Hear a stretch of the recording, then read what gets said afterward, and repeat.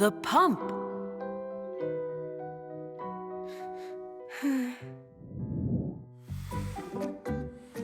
Tom Thomas, how about we play cars? I don't want to. Then let's play soldiers. Not soldiers either. What's wrong with you today? It's that Katya, she didn't invite me to her birthday party. Why? Do you know? We were playing a game of chess, and I did this stupid move, and she didn't let me play it over. And then? Then I told her she was a meanie, so we had a fallout. Just apologize already. It's so easy. And then wish her a happy birthday. It's so easy for you to say. I don't have a present, so how can I go? Do you have balloons? Sure, right here.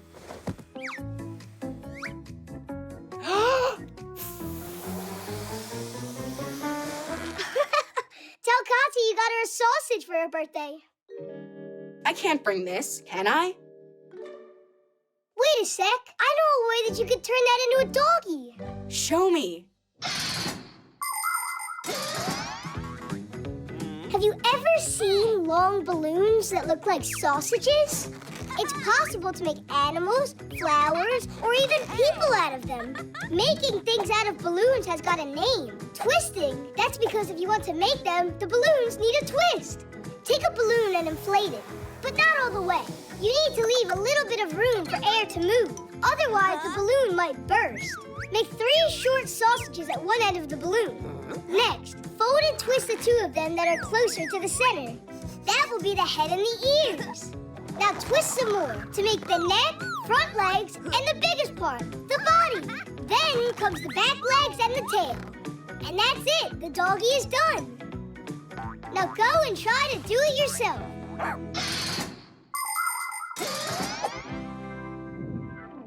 It's not big enough for a gift. You need to give her more than that.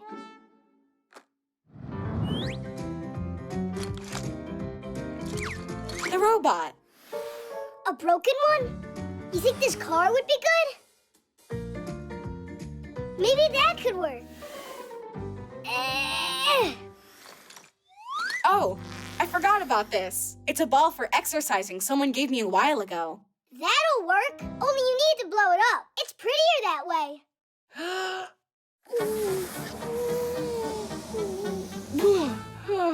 I got dizzy from that.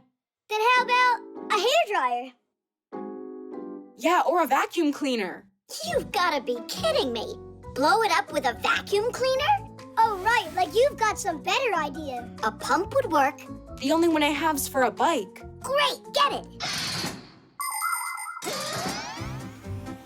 A pump is made up of a cylinder, a handle, and a hose with a nozzle on it. Inside hides a special part called the piston. When you pull the handle up, the air gets sucked inside, and when you push it down, the piston pushes it through the hose and into the ball. People can't blow air that hard or that quickly.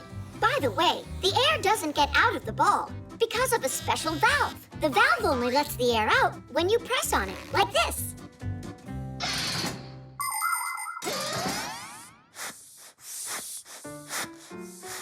What inspired you to take out that old present after a year? Tom Thomas is going to give it to Katya for her birthday. Are you guys serious? You're going to give her some old thing you don't want? Come on, Simka. The ball's practically new. I'd say used is more like it. A present is something you should put your heart into. And what did you put into that? He put the air in it. Look how he's pumping. Anyway, you can't give presents like that. Yes, you can. No. Yes. No. Yes. Ah!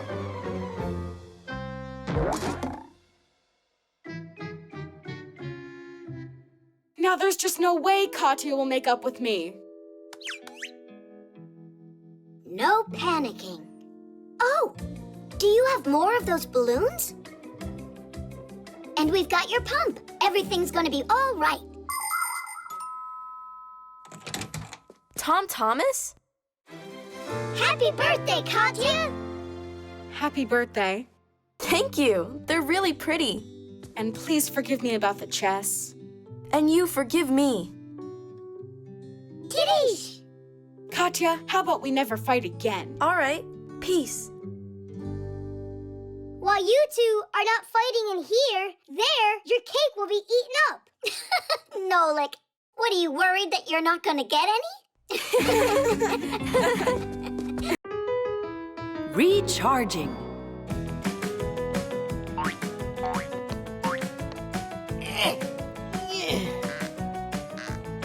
If you'd be so kind, could you please tighten those up faster? Are you tired, Professor? Not at all. Only we're not in the same good shape we used to be. We? As a matter of fact, I am still in awesome shape. Fixie elders like yourself can just use an appliance to recharge. Only if you agree to come and join me in there. You can count me out. I prefer actively recharging. But you certainly can't handle this. Are you serious? That's what I do every day at home. Oh, really? Based on your shape, I'd never have guessed. Oh, are you done? I'm only doing my warm-ups. What is this? Oh, a wireless charging station. What a lucky break. I'd never outlast him without it. What'd you say? I said, should we continue charging up?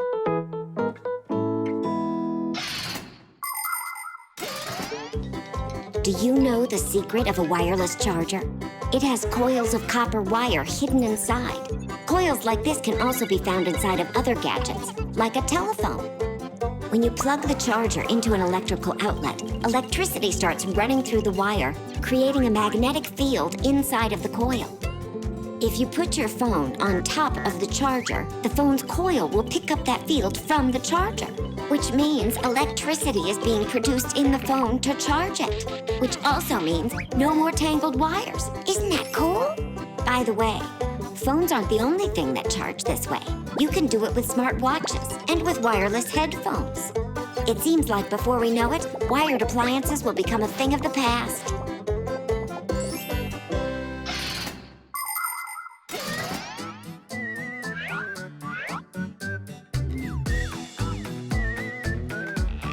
Are you ready? Ready. Let's go.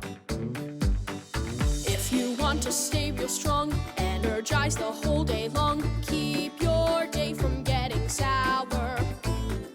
Routines are the key for getting energy, for charging up with power. Charge those gadgets round the house, tablet, telephone, and mouse. Don't forget to charge your car, or you won't get very far.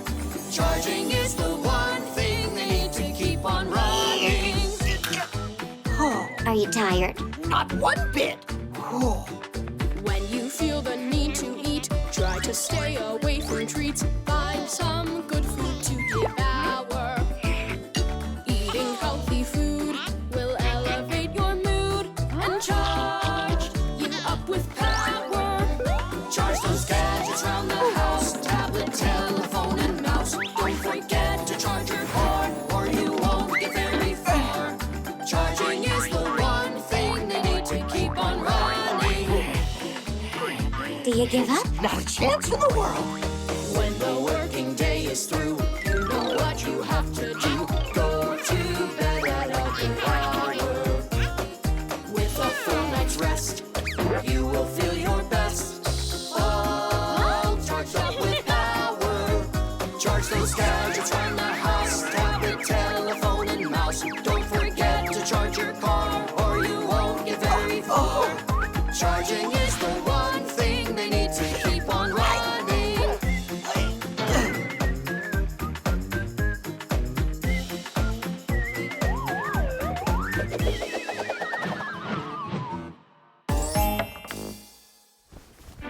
Professor! Hey, what's going on? You are heavy.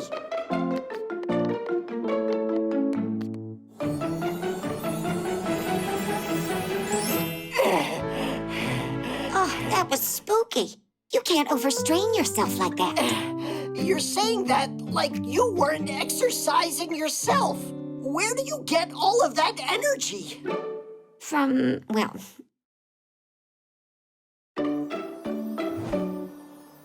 Wait, is this a wireless charger? I should have guessed that.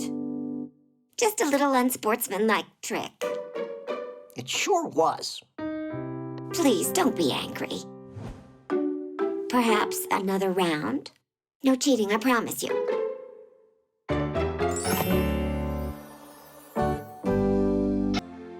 The birthday.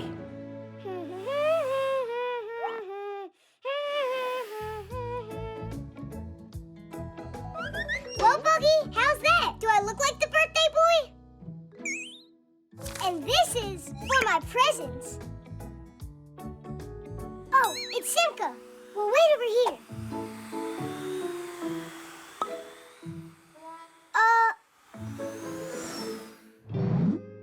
I know, she's making a surprise. Let's go take a look.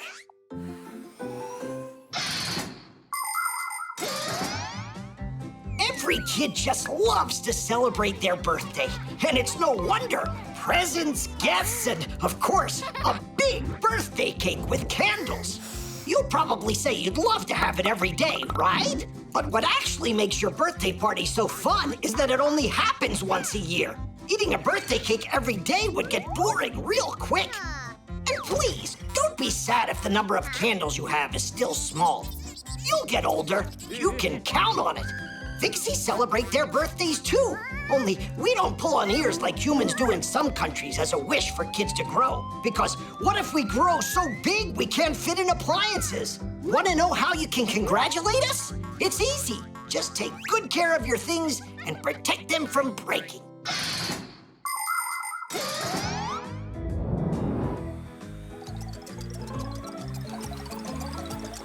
Look out! That was just like Nolik. You should have seen how he ran into this capacitor.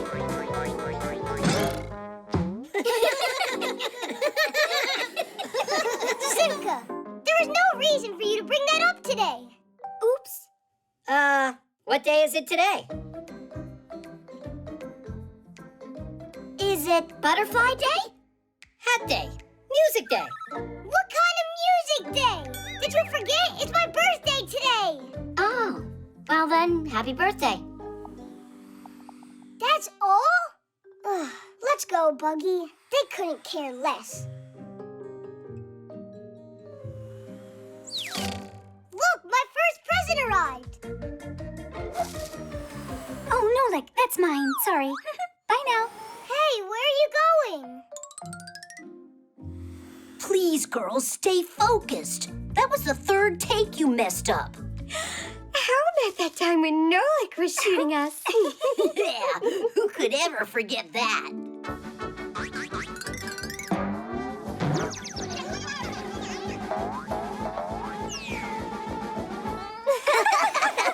And you're laughing at me too?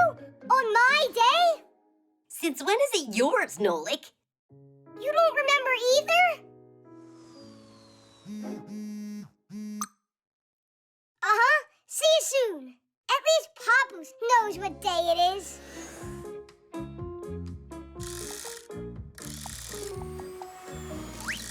Oh, Nolik! Here, help me out. Give me a screwdriver. And, what is that? It's a projector.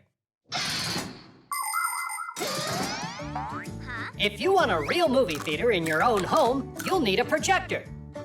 You plug it into your computer, pick a movie you want to watch, and the video signal will travel through the wire to the projector. There, a bright lamp and mirrors add color to the frames, so it can be sent to a movie screen or a wall through a lens that magnifies the picture several times over and brings it into focus. Some projectors don't even need a computer to work. The movies are stored right inside the projector. That goes there, right. Papoose, don't you remember what day it is today? It's Friday. That's all? I've had it with all you. I'm gonna go fly away to the moon. Come on now. Do you remember how that ended up the last time you tried? Are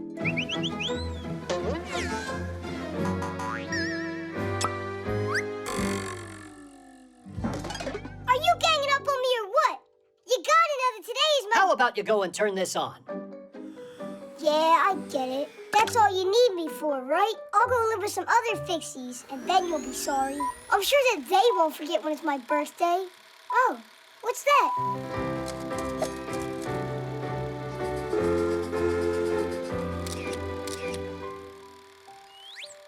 Nolik is the best! Nolik is the best! Nolik is the best!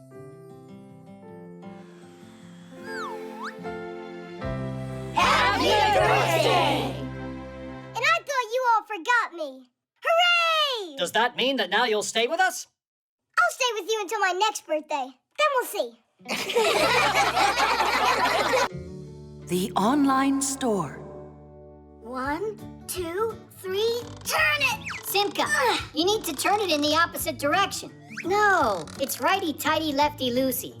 Why don't you come down here and do it, and I'll sit back and watch you? My dissertation? It went great. I successfully defended it. Professor Eugenius? No, he didn't congratulate me. I told the professor over and over not to forget about that. He wouldn't be our Eugenius if he wasn't forgetful. You should stop your joking and go and tell the professor about Elisa. 5, 6, 7, 8, 9, 10. We will fix it once again. Whoa. Guess we shouldn't bother him. Then what do we do now? Look at that, Tweak. What is it? A store on the internet? Uh-huh.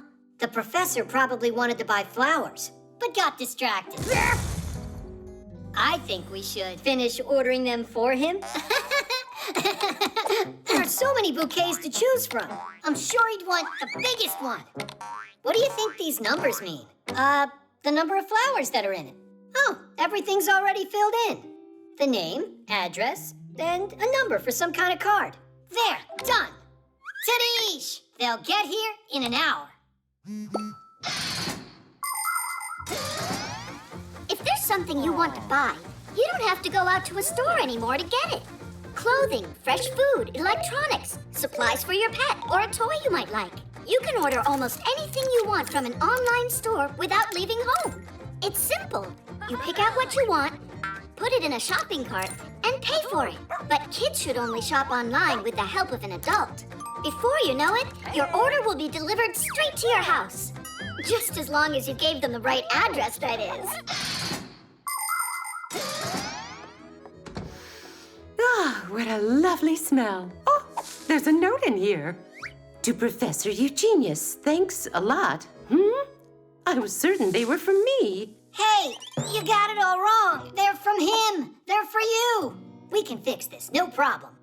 To Elisa. Done. Another bouquet? These kind of flowers always set off my allergies. Professor Eugenius is so absent-minded.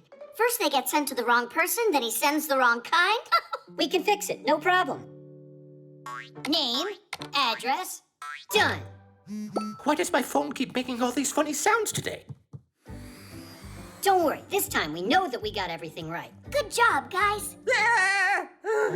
What is this? How? What happened? Someone used my card and ordered a ton of flowers without me knowing. No, not a ton, just 3. Bouquets, that is. What? You mean you guys never told the professor? Never told me about what? Well, Elisa, she was crying, and you were busy working. We decided to help you out. You decided to help me out by spending a lot of my money? Money?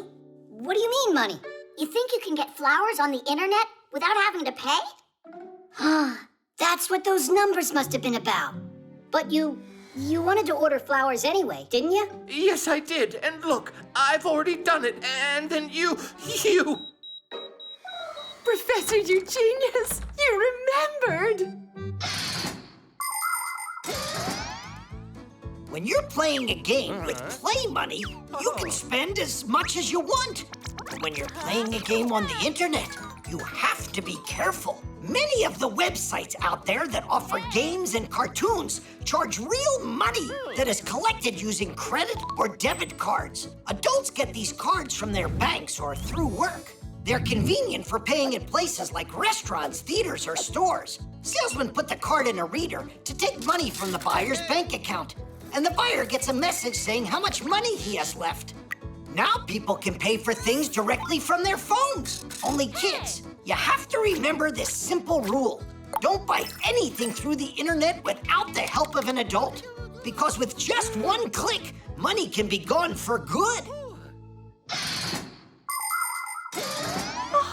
Congratulations on defending your dissertation. You did so well. Thanks so much. But you spent much too much money, dear Professor. Oh, nothing is too much for you, Elisa. Yes, and I'll make sure that the plant is taken care of properly. It will get watered and fed every single day. And I'll watch you, so I can tell you how you're supposed to be watering them. The cheat sheet. Huh. Simka wasn't joking around. She came up with a whole lesson, even brought a board like a real teacher. Well, of course she did. She's not the one that Grandpus is making retake the test. I marked the last test you both had. Simka, you got everything right. You've done it again. Yeah! And what about you? Nothing. Well, Fire, that nothing of yours needs to become something. I'd appreciate if you'd help Fire learn these formulas. Oh, please, not that. We'll study at my place in 1 hour. Don't be late.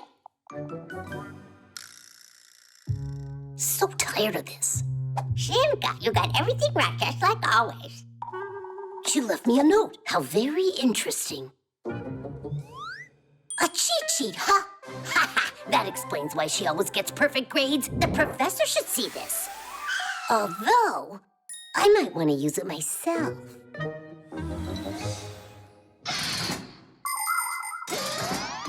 Legend has it that cheat sheets were used as long ago as the 8th century. Charlemagne, despite being a learned king, couldn't remember how to properly write his name. That's why he always carried a special piece of paper with his monogram on it to copy as needed. In other words, a cheat sheet. In theaters, there were human cheat sheets called prompters. The prompters would feed the actors their lines if they forgot them. Today, TV news anchors, weather broadcasters, and video bloggers all use teleprompters. In front of the camera lens stands a sheet of glass that reflects the text that is scrolling on a computer. The text is not visible to the camera, so the viewers think that the speaker isn't reading, but reciting the news from memory.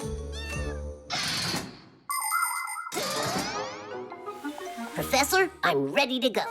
You already learned the whole lesson? There wasn't a lot to study there. If you say so, take a seat.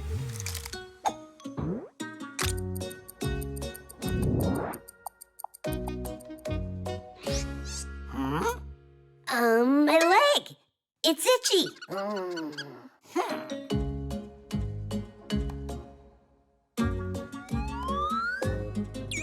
Oh, there's a pain in my back.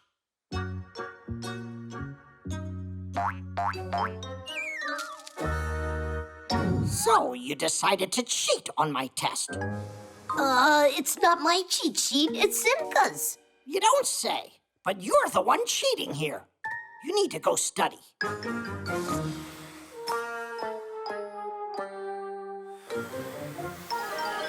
You finally made it. I was beginning to think you forgot. I found that cheat sheet you were using. Anybody can get an A if they use this. And what did you get using it? Don't be that way, Fire. These kinds of things can only help you if you write them yourself. Don't make me laugh. Write on this. There's no space on here. Just write with small letters and accurately.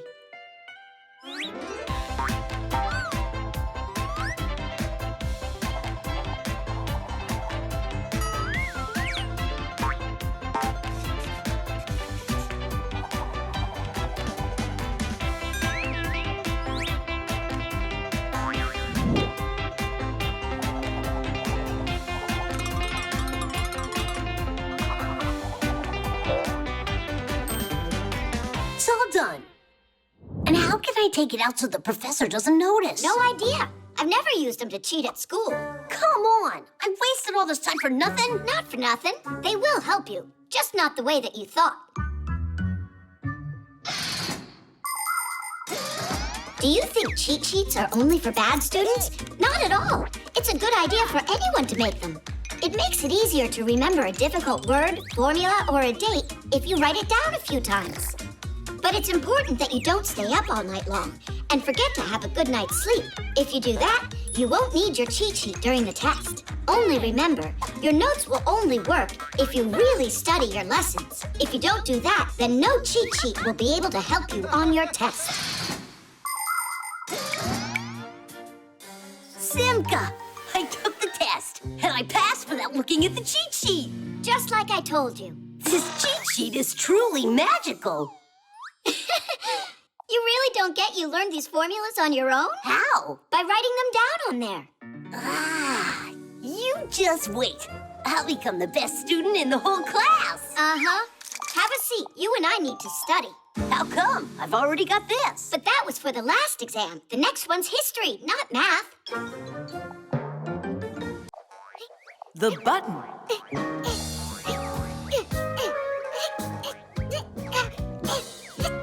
So what do you think? Did Tom Thomas do all right on his test? Of course he did. Katya was there. What's it got to do with Katya? Hey, Fixies. How's it going? Great, and how was your test? Easy peasy. If it wasn't for me checking your answers, I would have managed myself. you can't even manage to say thanks. Oh, what's the big deal? You helped me once. And yesterday, who found that mistake on your spelling test? I just didn't have time to check it. And when you forgot your phone back at gym class, who brought it to you? And who tells you what homework we have all the time? I could have done all that stuff by myself. I didn't ask you to. Huh, without me around? I bet you couldn't even sew this button on. I'm so scared. Just watch me do it. I dare you. Fine. In ancient times, people stitched together their clothes with strong knots and kept them closed with sticks and thorns from different plants. The very first buttons were made out of stone, wood, shells, or gold. Really, just about anything. There was a time when the number of buttons on someone's clothes would indicate how rich that person was. As for the buttons on sleeves, first they were put on uniforms to keep soldiers from wiping their noses and mouths on them. Now we know better than to wipe our mouths on our sleeves. But nevertheless, buttons are still used today throughout the world as both a decoration and as a reliable fastener. Sewing on a button isn't very difficult, but it's very important to be careful and work properly with a needle so you don't hurt yourself.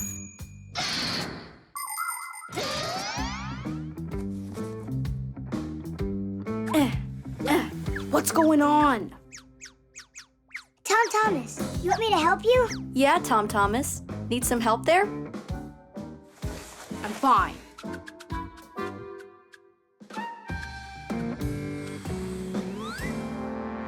Tadish! You're practically finished, except for sewing the button on. You don't know how to do that. What's there to know, Nolik? Stop! How about you try practicing first on this? Be careful, that needle is sharp. Don't distract me. Ow! That's what happens when you forget to follow the safety rules. Here's the thimble. Know how it works? I can figure it out.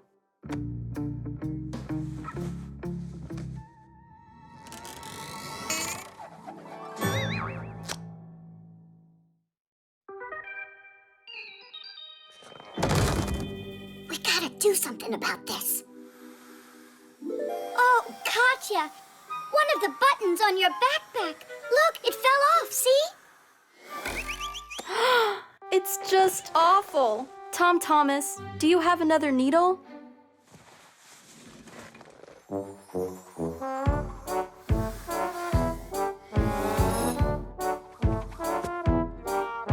School starts soon, time to roll.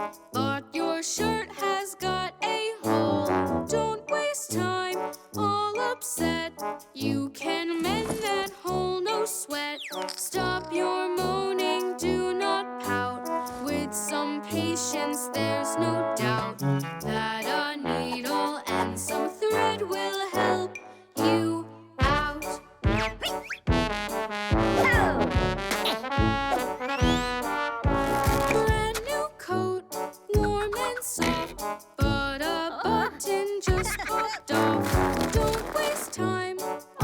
upset.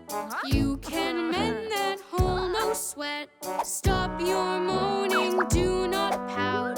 With some patience, there's no doubt that a needle and some thread will help you out.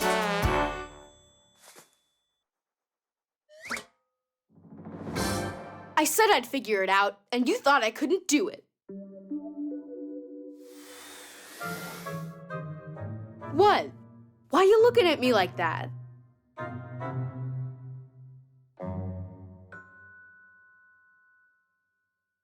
Oh, yeah. Katya. Well, how do they say it? Thanks for helping. You're welcome. Good going. Only, you know what? I'm not going to check your answers tomorrow. You won't? But I'd be happy to help you study for it if you'd like.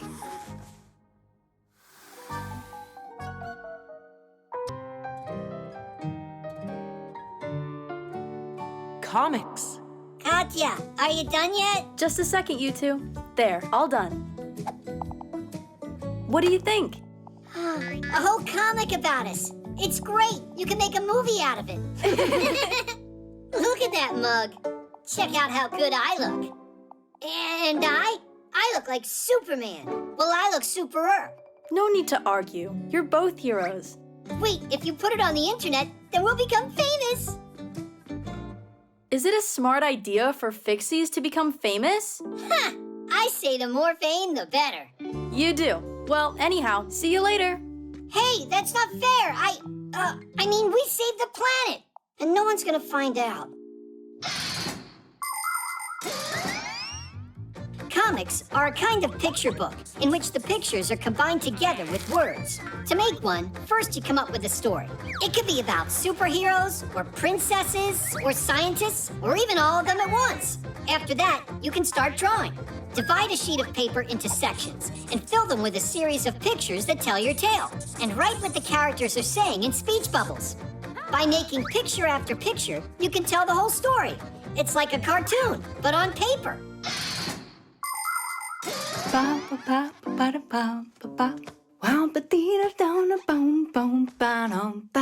Wow! Oh, what is this? Did she really draw this all by herself? That Katya of mine is one talented kid. My subscribers are gonna love this. That talented kid keeps forgetting to charge her pad. This is gonna take forever. A good cleaning. That's what we should do to make it charge faster.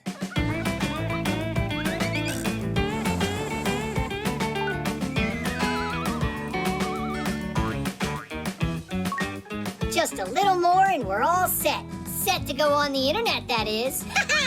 Then, tons of humans will know about us. Humans? The secret of the Fixies. That comic can't go online. Drain the battery down.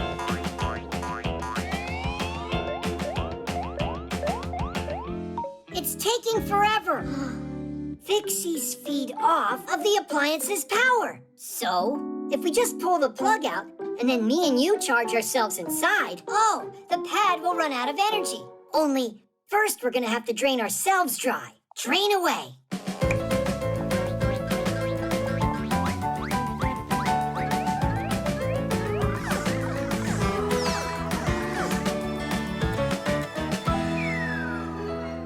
It's totally drained. Did I really forget to plug in the cord? We'll show Katya's mom who's the boss. People can spend hours on their pads and phones, and that's why they have to be recharged all the time. But do you know how you could do that less often? One thing that works is to unplug the device after it reaches 100% charge. You should also make sure to close any apps that you aren't using at that moment. Are you just listening to music? Then you can lower the brightness of the screen. And try not to drain the device all the way down to 0. That can damage the battery. Oh yeah, I almost forgot. If you turn on airplane mode while charging your device, it'll take a bit less time. And while your device is busy charging up, It's better to put it aside and get some exercise or play some board games.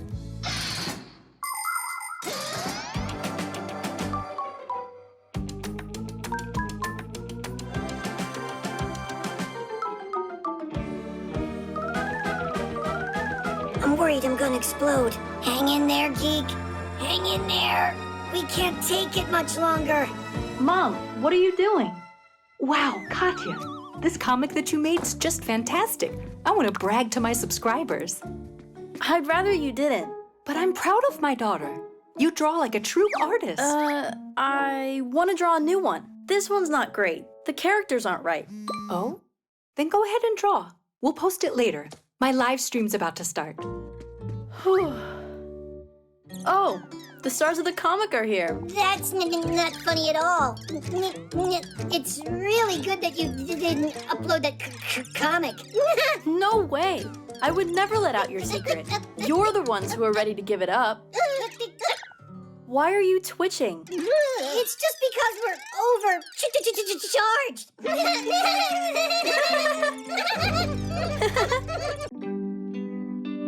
The weather station.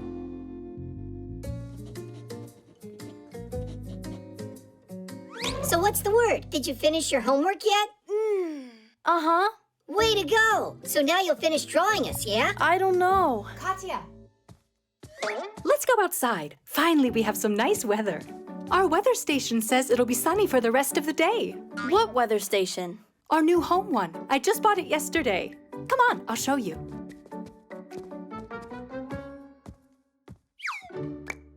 She's never got time for us. It's always school or homework or who knows what. Like sleep. And right now she's going out for a walk. Thanks to new technology this time. You gotta admit, that device is pretty cool. A home weather station is a smart thermometer. It measures the current weather conditions outside and predicts what the weather will be like over the next few hours. And not just the temperature, but also the speed of the wind and whether you can expect any rain or snow. In order to do this job, the station needs two parts, an outdoor sensor and an indoor base station with a screen to display the information. Many of today's weather stations can also send this information to your smartphone. Told ya, it's a great gadget. I'll shoot a review after our walk.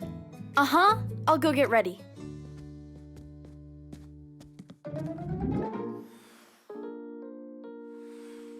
And what do you think Katya and her mom will do if we go and change the weather a little? With the power of our minds? Not quite, with the power of a Fixie tab.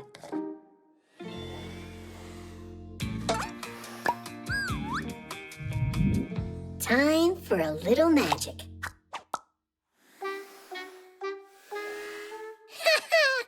We did it! There we go. You going? Tweak, I promise you, I'll draw you after my walk, all right? Of course that's all right.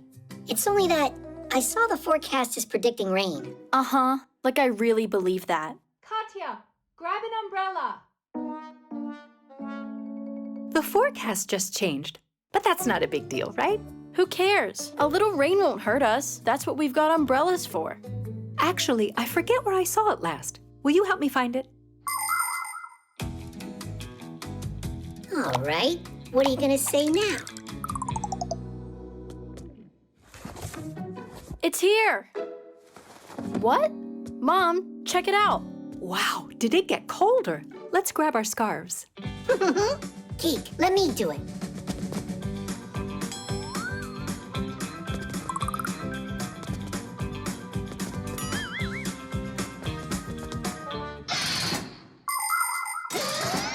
Since ancient times, people have tried to predict the weather. At first, their predictions were made by interpreting signs. If birds were flying low, it meant it would rain. If the night sky was clear, it would be freezing the next day. In the 17th century, when Galileo Galilei invented the thermometer, the science of meteorology was born. In those days, a weathercock or weather vane was used to show what direction the wind was blowing. And a device called a hydrometer would show how humid the air was. Today, all of the changes in the weather are registered by sensors. Their data is being collected every second and is processed by powerful computers. And that's not all. There are satellites orbiting the Earth that are collecting data about the weather down here from up in outer space. I'm not sure if the weather's gone crazy or if this weather station has. Should we check what it says on the internet? Good idea. Where's my phone? Hey, Fixies, what are you planning on doing next? Get out of there, or just forget about me drawing you. What else could we do to keep you at home? Stop your sulking. I can draw an extra picture of you after my walk. Yeah, Tadish. But only if you fix the weather station you broke. What do you mean? We didn't break it. So you two, peace? Peace.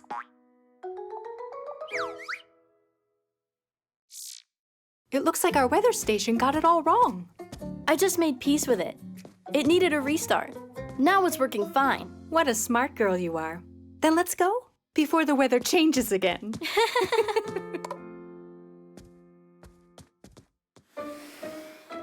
What shall we do while they're away? Go stroll together? Hey, look, Tweak. Now it's really showing rain.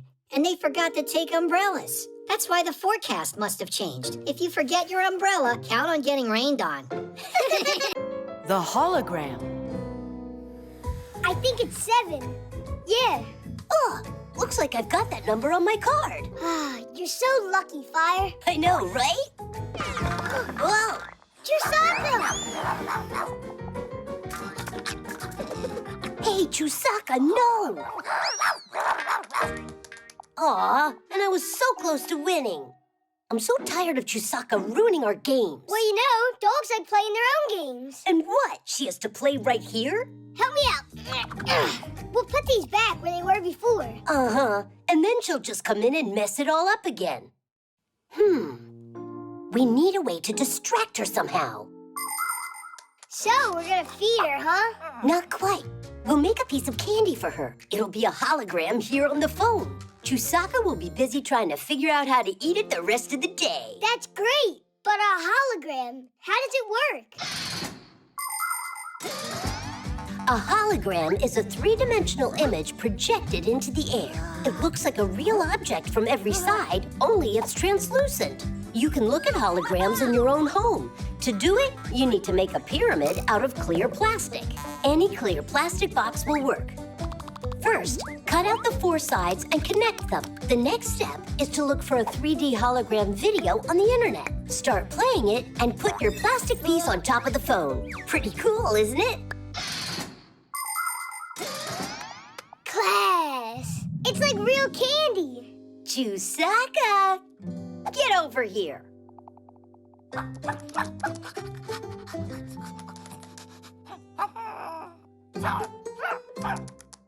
Oh well, it looks like your hologram's not interesting to her. Could it be that she just wants some different food? You're right! We forgot that she's a meat eater.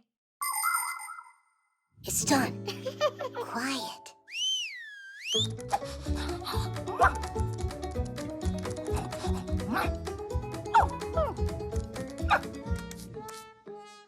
I don't get it. What's wrong with it now? Nolik, how dumb are we? We made her some meat, but it doesn't have any smell.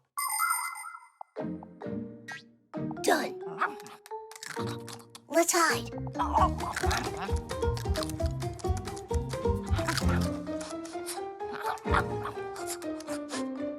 You want to go play now? Uh-huh.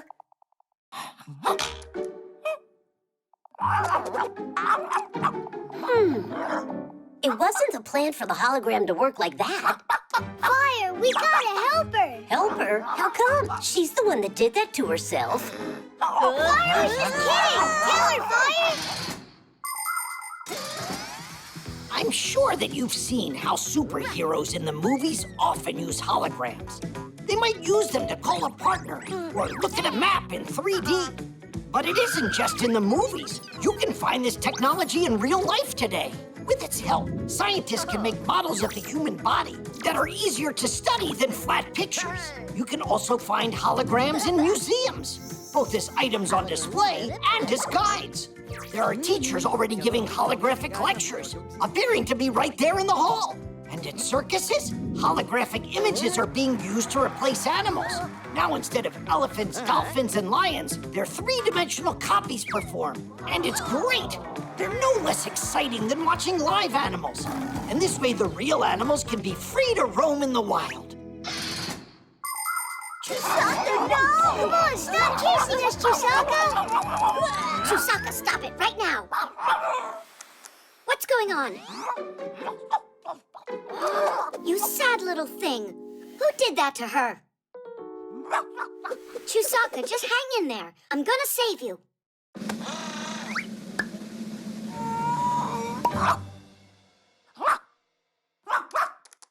Whose idea was that? We thought Chusaka would get distracted with a hologram, but then she put her nose in there and got stuck. It was her fault. She's the one that kept getting in our way. Maybe you were getting in her way, actually. Fire! Wouldn't the table have been fine for this game? No way in the world. I am gonna play where I want. Come on, I'm sure we can work this out. So you Fixies are safe, and Chusaka has eaten. Well, let's see. 5! Bingo! Chusaka really loves that catapult game you came up with. And I love how she beat us in bingo. Just like always, best at everything. Maybe you didn't notice, Fire, but I saw you win a game today. What game was that? That scary one. That game of tag with Chusaka. The air conditioner. Hey, Greenie. Peekaboo. Woohoo! Here, kitty, kitty.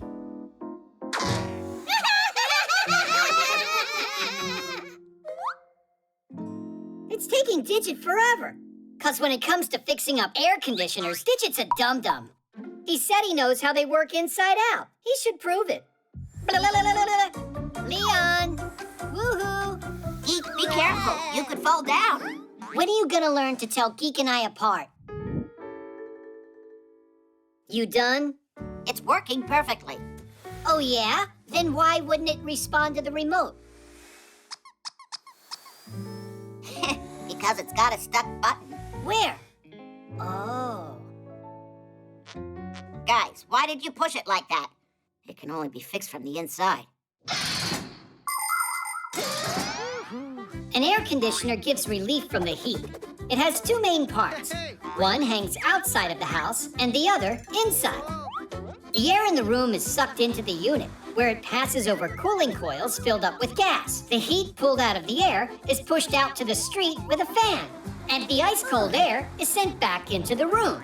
By the way, some air conditioners not only cool the air, but can warm it up as well. You can turn it on in the winter and enjoy. Piece of cake. That's great. We can finally get cooled off. It's so dusty in here. You'd think they'd clean up, at least once in a while. Ah, I love it cool. Ugh. Let's make it a bit warmer. I feel cold. Well, I feel hot. You're gonna freeze me.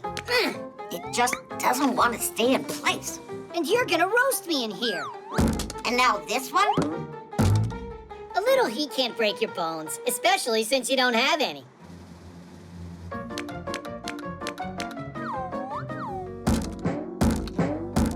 Come on, guys. What are you doing?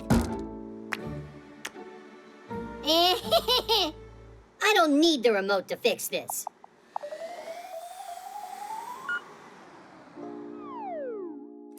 Ha-ha! Who's laughing now?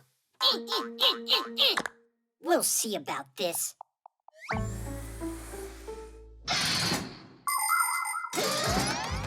It feels good to be in a room with an air conditioner in the summertime, but it's better not to sit directly under one. You might end up catching a cold and spending your vacation stuck in the house. It's also important to remember that an air conditioner doesn't freshen the air, but rather recirculates the room's air over and over. That's why you should open the windows and air out your home a few times a day. When you play outside on a hot day, try to spend more time in the shade. When you're out in the sun, wear a hat, put on sunscreen, and drink plenty of water. And even though ice cream is refreshing when it's hot, be careful, because it makes it easier for you to get a sore throat. And a simple garden hose can turn any hot day into something special. Just invite your friends, turn on the water, and have a blast. I'm cold. Well, I'm hot. It's cold. No, it's hot. So that's what's been going on, and they call themselves Fixies. Will you stop it already? You're gonna completely break it.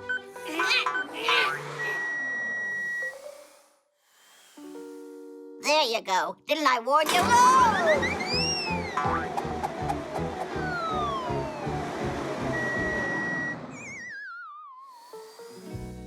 Oh, Oh, help me! Digit? They come. Hold on there. I taste awful.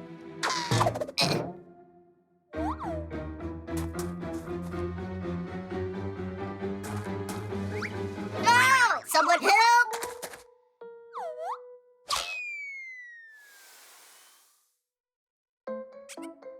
Digit, why did you go inside the terrarium? Leon got spooked. Well, see what you've done? Digit has a cold now. What? It's all because of that stuffy hair of yours. What? If it hadn't been for you, Huh? Where are you going? What about fixing the air conditioner? Fix it?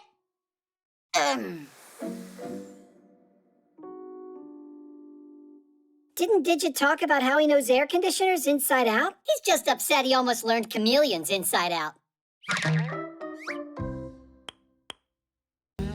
The X-ray.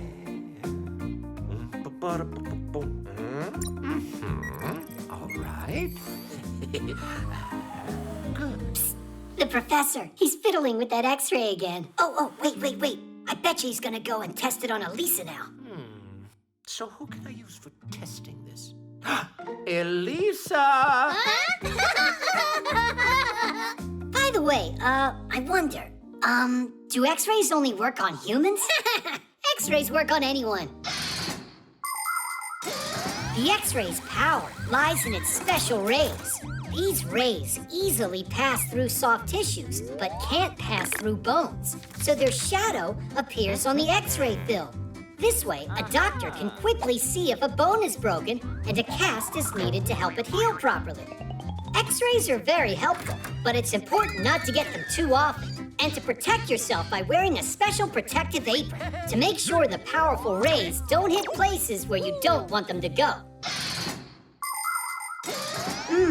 Do you think we're twins on the inside like we are on the outside? Let's have Eugenius X-ray us. We'll tell him we want to volunteer in the name of science. Did you already forget we broke his beaker? I'll bet he didn't forget. Then let's take him ourselves. Move closer to the camera. Professor Eugenius, am I just some guinea pig to you? No, you're volunteering in the name of science, Elisa. In the name of science? Yeah. If that's so, all right then. What a trooper you are. All right, have a seat right there. Good. And your hand goes here. Perfect. Keep your back straight. Now don't move. Are you ready, Elisa? I'm about to shoot. Cheese. You have simply stunning bones, Elisa. And what is that? What? Is that a gear on there? I have got to get some medical help immediately. Elisa, there's no need to exaggerate. There is nothing immediate. I can explain everything. Dude, why did you turn yourself into a gear? I don't know. I must have gotten scared or something. All right, then I'll try. I'm ready. How do you get this camera to go lower? How much longer?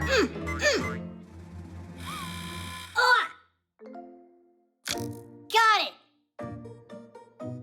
Or maybe not. It was all your jumping, and now it's frozen. Elisa, it was just a mistake, a little hiccup in the program. There was nothing in there. Are you sure there's nothing there? Me? I am absolute... Elisa, you'll see for yourself. All right, Elisa, sit up straight. There you go. Now don't move, and there. How does it look now? It's moving around in there. Ambulance! Ambulance! I have no idea what's wrong. It's your fault my picture ended up on our x-ray. Well, you're the one that made yourself into a gear. It was an accident. It just happened on its own. Ha! So it was you who did this. You have no right to frighten Elisa, you two.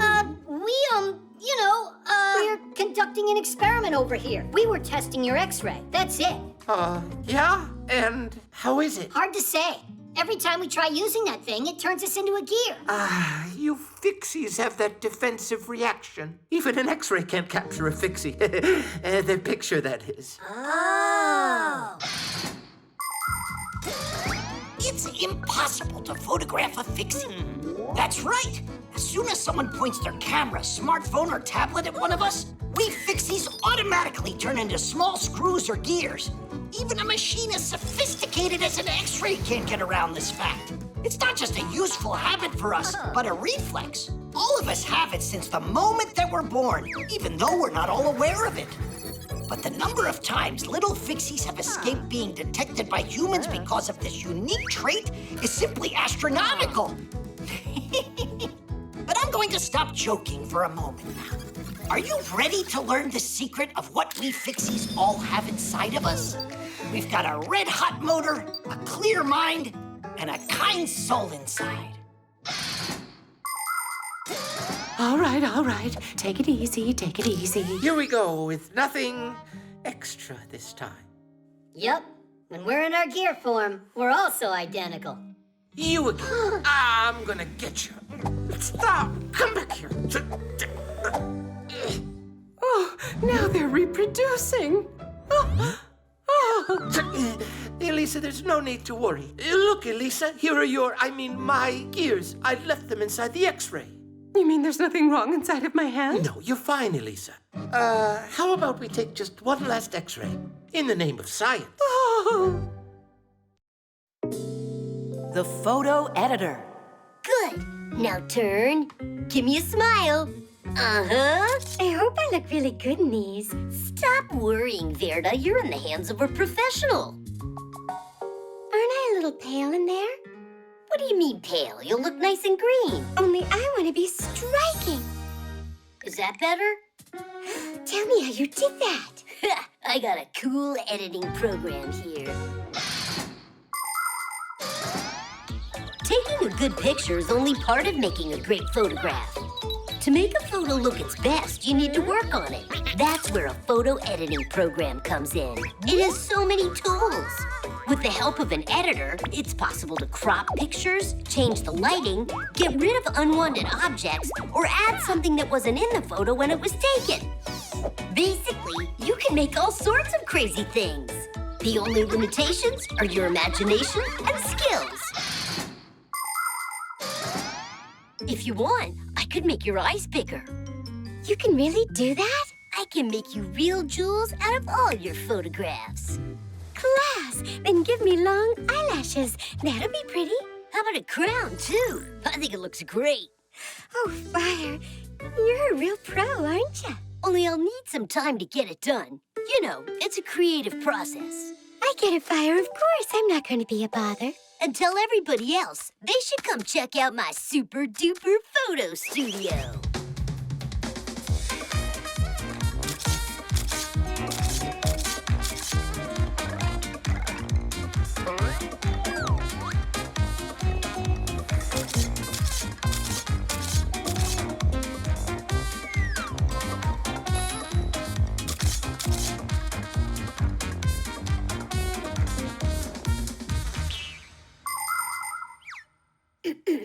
When will the photos be done? Patience. You'll see them as soon as they're ready. Now don't disrupt my creativity. Now that's a professional artist. Well, maybe I should make them even bigger. Is that enough? No, the bigger the better. Now they'll finally say what a talent I am. No word from Fire? Not yet. Having to create is hard. Hey, you want to bet that my photograph will be the coolest? What makes you think that? Because that's what friends do. But I'm the one who discovered his talent. What a braggart. Oh, Our photos are ready. Come on, let us see, let us see. What? That's not me. A royal clown. How about me? Let me see what my picture looks like. Are those supposed to be my muscles? Let me look at that. Oh, who is that tadpole? Is he making fun of us? Well, cool, right? So what? You think that I look like a clown? And what am I? Macaroni or what? And do those really look like arms to you on there? And my body doesn't look like that. Come on, you gotta be kidding me, guys. I did just what you asked. But you made us look terrible. No, I didn't. I'm an artist, and that's how I see you. You know what, Mr. Artist? Don't do what you don't know how. Turn them back to what they were before. At least we'll look like us in there. I should even take off the crown? If that's what you want. You're so boring. The art of photography began way back in the middle of the 19th century. In those early days, it took around 8 hours to produce one picture. But even with all that time, the photos looked rather blurry and had defects. Photographic artists would touch up the photographs with paint in order to conceal the spots and scratches. Some of these artists even developed techniques where they scraped off parts of the photos and then painted whatever they wanted on top of them. Nature, outlandish animals, and all sorts of fantastic things. It was very difficult work. When digital photography was invented, it became much easier to fix a picture. Just load a photo into a photo editor and edit away. Now the challenge is trying not to go overboard. You want it, you got it.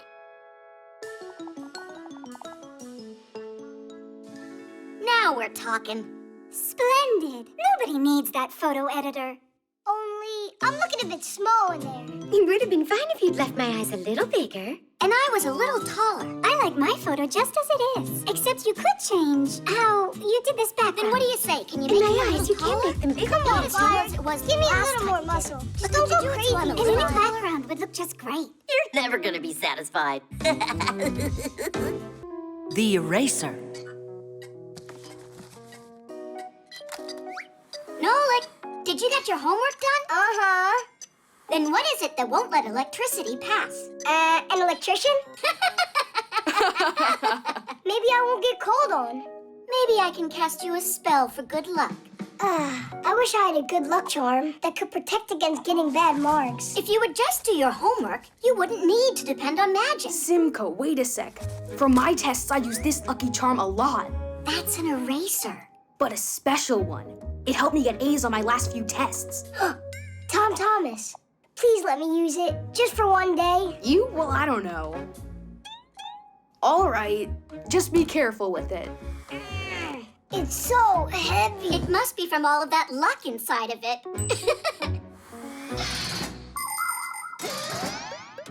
Since long ago, there are many people who believe that charms can bring good luck to them and protect them from all sorts of problems. Their charms can be any ordinary object, like a looking glass, a pen, or a doll. There are other people who believe that stones, feathers, or animal fangs can have magic properties. In ancient times, even a handful of sand could be regarded as a lucky charm. Before going on a trip, travelers poured it into their pockets in order to ensure their safe return home. Yes, stories about the magical powers of objects sound appealing, but so far, scientists have not been able to confirm any of them. That's why it's important to remember that you won't solve your problems with the power of a lucky charm, but rather with the power of your own mind.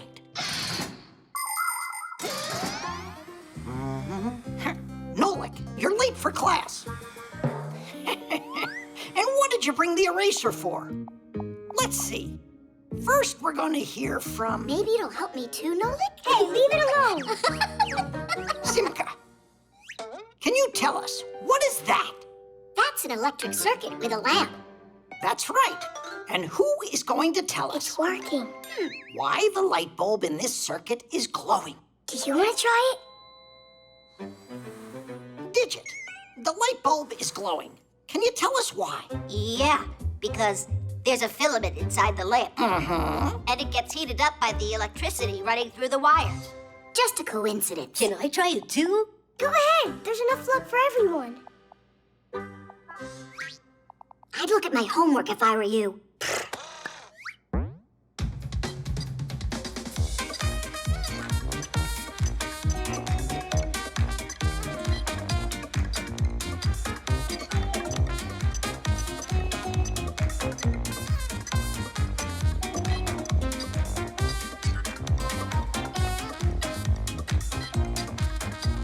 Nolik, what's going on with you today?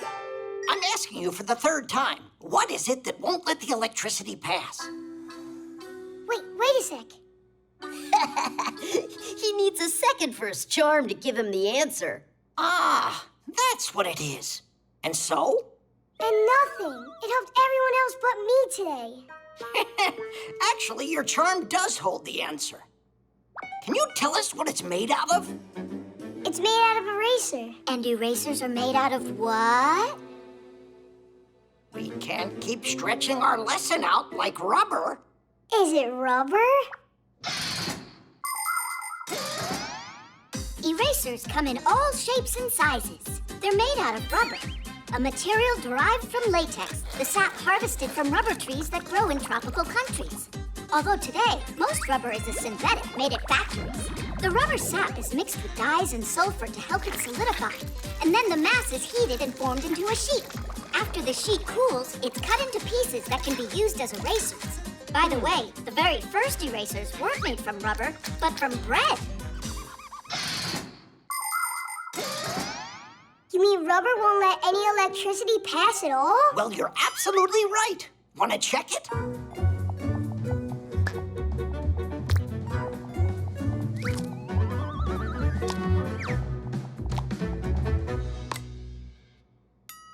It really works!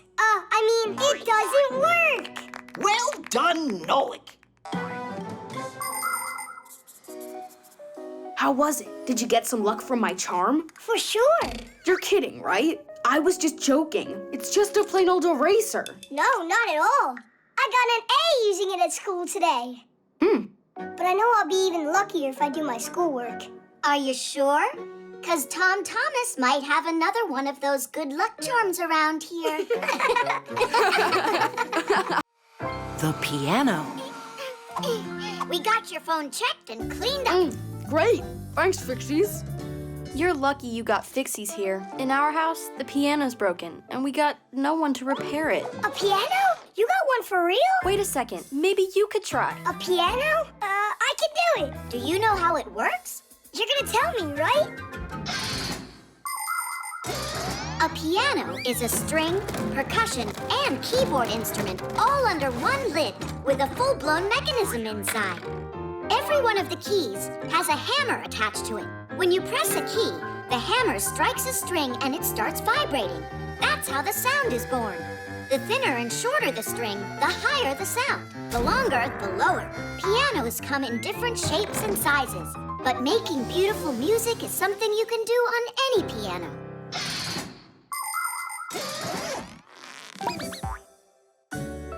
Your room is beautiful. So, where's the piano in here? You're standing on it, Nolik. Really? I thought it would be huge. And where are those little hammers? There are no hammers. It's electric. There's no sound either. I'll go in and check. Oh, now I see what's broken. We have contact. Tidish! Tidish. What? Ah, I didn't tighten it up. Sure enough. What a scatterbrain. Yoo-hoo! Who are you? Who are you? This is my home. I want to know what you're doing inside here. Tightening the screw. Who asked you to do that? Katya.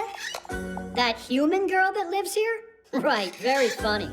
I'm friends with that human. Hey, let go of that. No way in the world.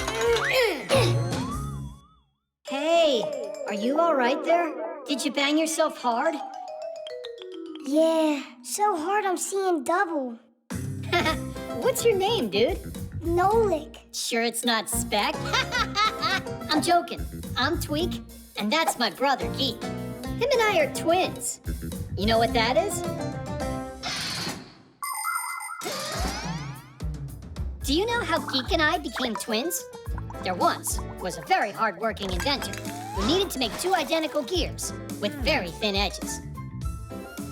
He worked day and night, carving, grinding, and polishing those parts, putting his heart and soul into it until those two gears looked identical. And as you already know, when a piece of soul goes into making something, a fixie appears. And in this case, there was enough soul for two of us. But our lives changed when the inventor died. We got picked up together with his other things and dropped off at the dump. Without any work to do to stay charged, we just zonked out. If it weren't for a chance meeting, we would have perished. Hey, Tweak, don't tell them everything at once. We got time. Is that human really your friend? Uh-huh. But fixies aren't supposed to mix with humans.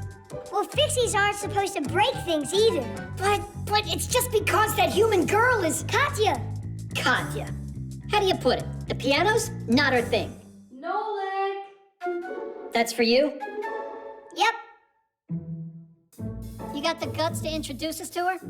I thought fixies aren't supposed to mix with humans. But you're friends with Katya. That means she's a human you can trust. First comes the piano. Well, we warned you, Nolik. Are you all done? Turn it on! Oh no, here we go again.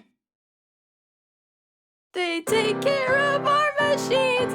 Irons, rods, and toasters. 3s and TV screens. Katya, Even stop! How come? You don't like it? That's not it. It's good. And a really good song. And super loud. Only you don't want to scare all the fixies off, do you? Scare what fixies off? This is Tweak, and this is Geek. Not quite. My name's Tweak, and mine's Geek. Ah! We've got fixies living here.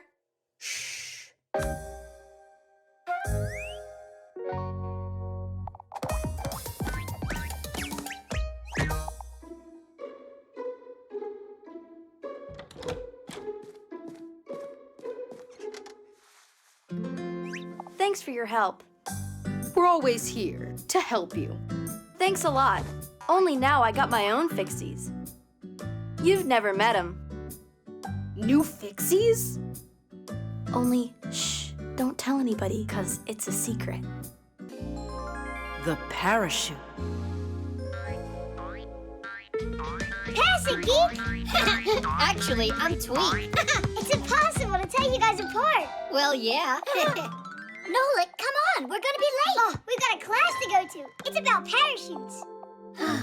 Hey, actually, me and Geek are the world's best fixie parachuters. The world's best? And we can teach you how to jump. Thanks, another time. We'll just take one jump.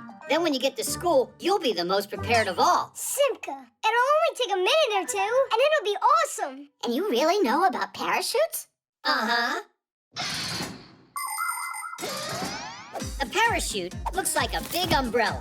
Before jumping, it gets folded up and packed into a backpack. Then, during a jump, it is released with a special mechanism, and its durable fabric instantly opens up into a canopy. Air stops it from descending too quickly. So even a big person shouldn't be afraid of crashing down. But still, skydiving is no joke. To do it safely requires a lot of special training, dexterity, and proper gear. Here, put them on. Don't worry, they're super high quality. You gotta take off your pack-a-mat. Simka, nothing's gonna happen to it. All right, just one jump. Don't forget, when you want the chute to open, tug the ring hard. Well, let's do it.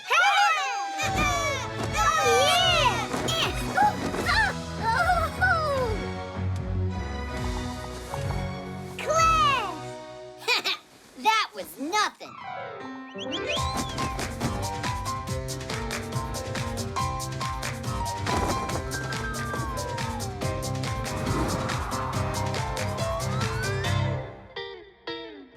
What do you say? Is your school this much fun? We're late for school. Hurry up. What's the hurry if you're already late? Now it's time for the most interesting part. Oh, it's scary. You mean scary good, right? Did you two go nuts? If we jump from up here, we'll die. That's it. I've had enough. Nolik, let's go. Wait, how did we even get up here? We gotta get our pack-a-mats. Oh, yeah! Hey! Come on, jump! You gotta bring our pack-a-mats to us. No, they'll open. Just jump. You heard me wrong. What, are they waiting to show us some formation? Uh-huh. Cool, guys. Please bring our pack-a-mats to here. Join you? Ha! No way! We're not climbing back up. They don't understand anything. Pack-o-mats! Nolik! Give the ring a tug! The ring is stuck! Mazia! Try the reserve!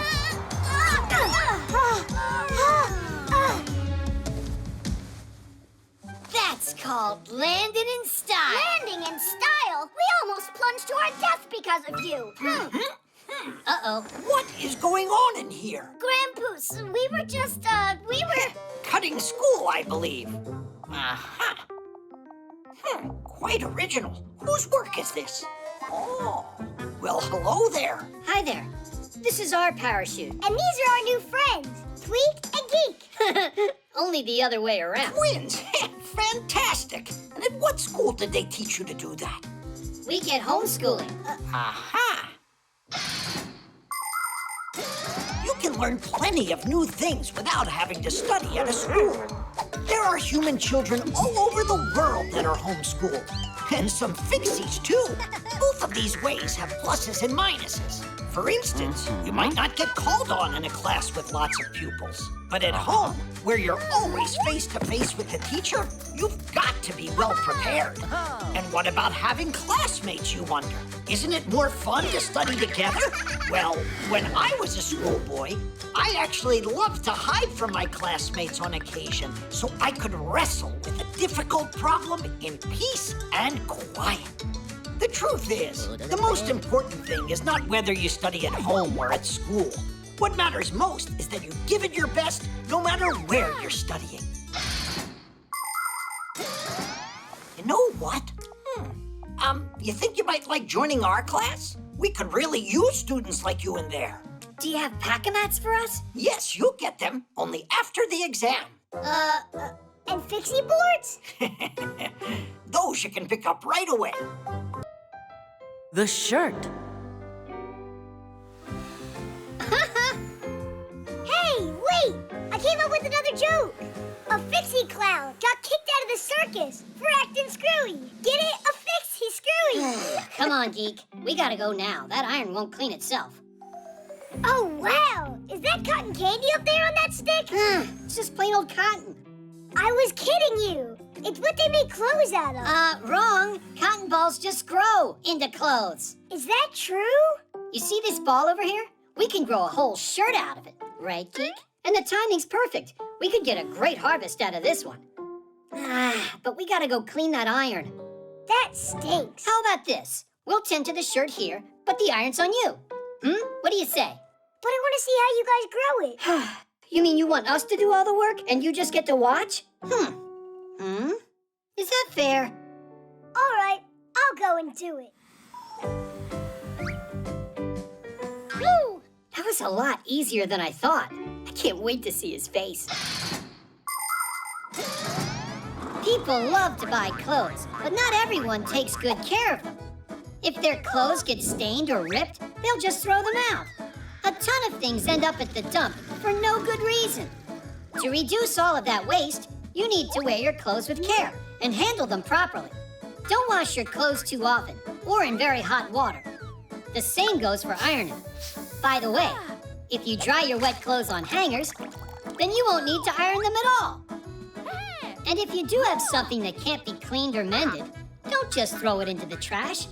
Take it to be recycled instead. Those old things can be turned into a car seat, building materials, or some new piece of clothing. Cool, isn't it?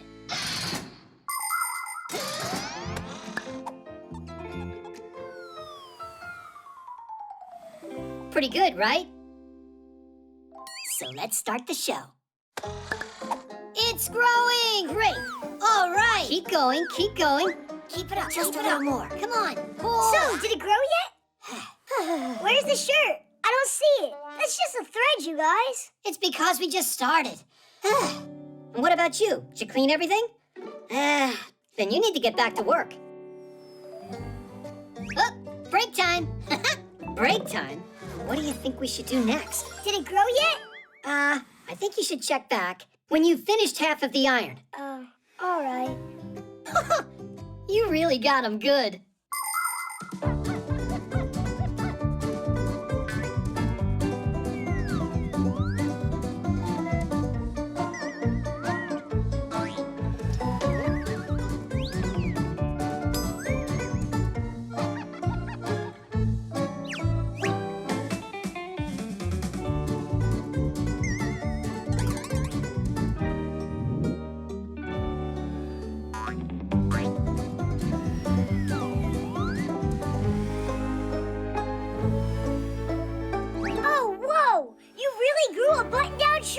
Was there ever a doubt?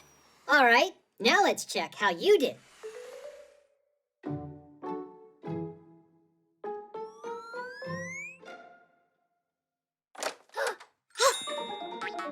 Wow! Mom bought some new shirts. Nolik? Katya, I'm sorry, but you're wrong. They were grown by Tweak and Geek. Funny, you're joking, right? No, I saw it with my eyes. They grew from the cotton. You mean this was all a trick? To make me clean the iron! The shirt doesn't deserve your frustration. Don't be upset. I got a good plan, Nolik. I still don't get how this works. Where do all these clothes come from, then? Cotton is grown in fields. People collect it and pull it into thread. At factories, the thread is made into fabric, and the fabric into clothes that get shipped to stores all over the world. To make sure this process doesn't harm our planet, everything needs to be done with care. That means saving water and electricity and not using harmful fertilizers. So the next time you need to buy a new pair of jeans or a shirt, choose one that is made with concern for nature. Nolik, you are a champ. It's totally clean. Tweak, Geek, come over here. We got a lot of work. It's time to harvest socks. What? You don't want your Fixie friends to end up without them, do you? Seriously, Nolik? Yeah. And after your socks, we can harvest your pants. All right, you got us. Nolik, how about we do one of your chores for you now? No more tricks. Sounds good. But first, we harvest the socks. The Quadcopter. Katya, would you like to go with me? No. Suppose that you wanted... Nah. Just say what you want to say. Katya, let's go to the movies. That's easy for you to say. This is about asking her to go to the movies, not a walk. Well, in that case, just send a text to her. Or better, write a letter and send it. By the time it gets to her, the movie will be over already. And what if we send it by Quadcopter? Class! And I can send back Katya's marker, too. Now launching our postal Quadcopter. Let me help. Nolik! Steer the other joystick.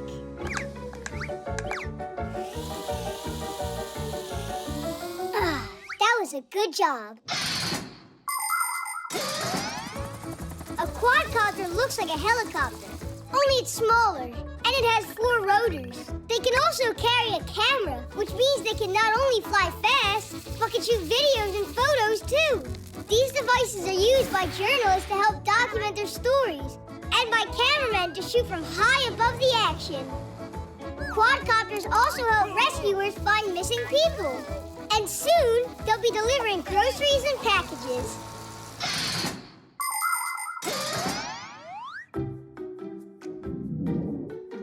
She's taping a note on it. Let's fly it back here. Thank you for the marker. What about the movies? Nothing at all. She doesn't want to go. Maybe Katya doesn't want to go with me, but with Johnny. Your imagination is awesome. All right, we'll check with the quadcopter. But that's spying and that's not good. Only that Johnny. Someone's not answering her call. I'm sure it's Johnny. He never hears his phone when it rings. Now she's writing him a note? So that's how it goes. Katya, now I know everything. Enjoy the movies with Johnny. But the friendship between you and I will always be strong? Is now over. And that is that. What?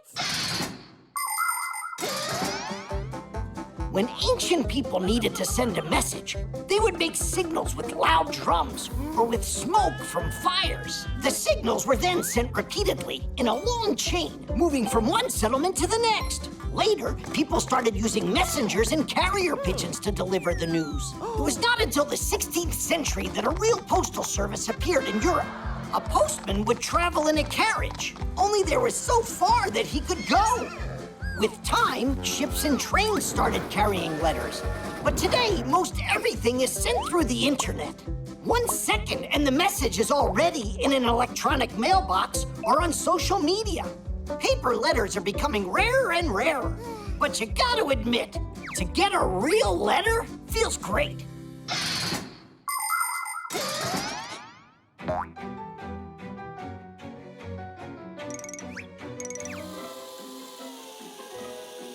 You sure you want to send that back to her? No, I want to hand it to her. But then she'll find out that we were spying. Katya?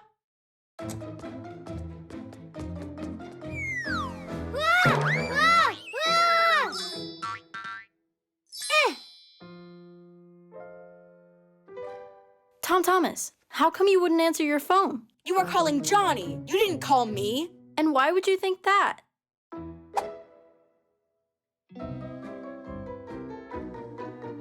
7 missed calls? That means... I was thinking that you and I, could just open this. But you were writing this note to Johnny. Hey, were you spying on me? No, Katya, it's all my fault. Please forgive me. Tom Thomas wanted to send you a letter. But it never got to you. It fell off the quadcopter.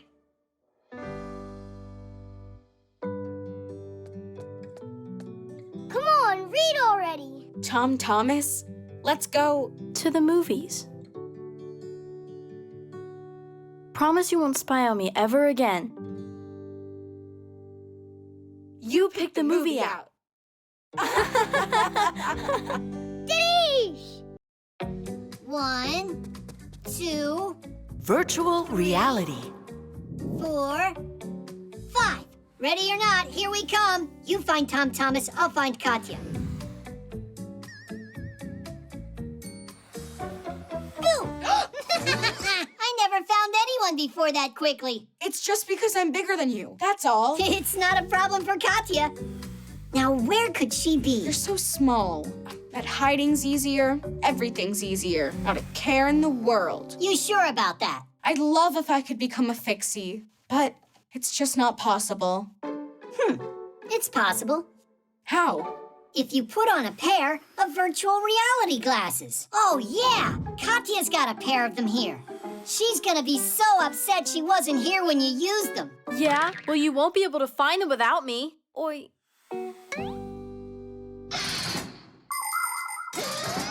Virtual reality glasses have a pair of lenses inside of them that are each projecting a different image.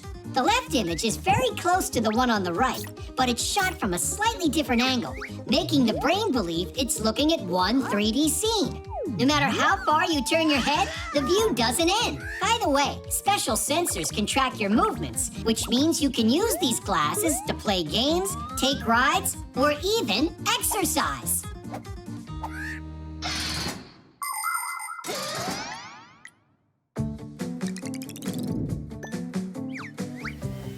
The game's done. What we made for you is so cool. You'll love it. Now we'll see what kind of fixie you'd be. You need to get to the kitchen on your own and then fix the toaster. You get 5 minutes total. I'll need only 3. Turn on the game. Ah, whoa! Everything's so huge.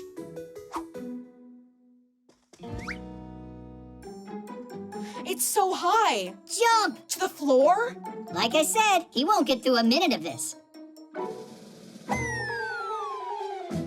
Tadish!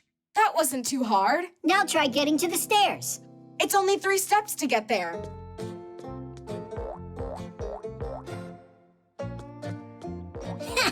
More like 133. Run, Tom Thomas, faster! Woo!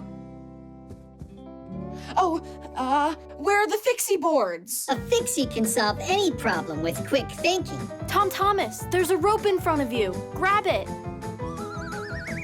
Whoa! Whoa! Ah! We should try doing that sometime ourselves. Ah! Chusaka, hi there. Chusaka? In our home? I was joking around. Huh? Hey, it's me. Don't celebrate yet. You still got a toaster to fix. You've only got 1 minute left. But I don't have a pack-a-mat. So? Just another joke there. Help me! Help me! Run inside the toaster. You're a fixie. It's dark in here, and my hair doesn't glow. Save me! I don't want to be a fixie anymore. That's enough! The first glasses for seeing 3-dimensional pictures were invented as far back as the 19th century. That device was called a stereoscope. Doesn't it remind you of something? Today, people wear quite similar glasses when they watch 3D movies. But let's travel back in time to the last century. It was then that the first entertainment attraction with virtual reality was built. When a person would put his head inside of the machine, he could have found himself feeling like a racer. He'd see the picture, hear the sound, and even smell the scene. And the chair he was sitting on would vibrate. Today, it's not necessary to sit in one place. You can just put a helmet on your head, grab a pair of sensors, and be right inside the game. Save me! Save me! Time's up. You can take the glasses off. Who am I? Where am I? So, is it easy to be a fixie? Not a care in the world. Actually, I would say being human's easier. I've got another game for us to try. At least I won't have to hide from anyone in this one. No! Not again!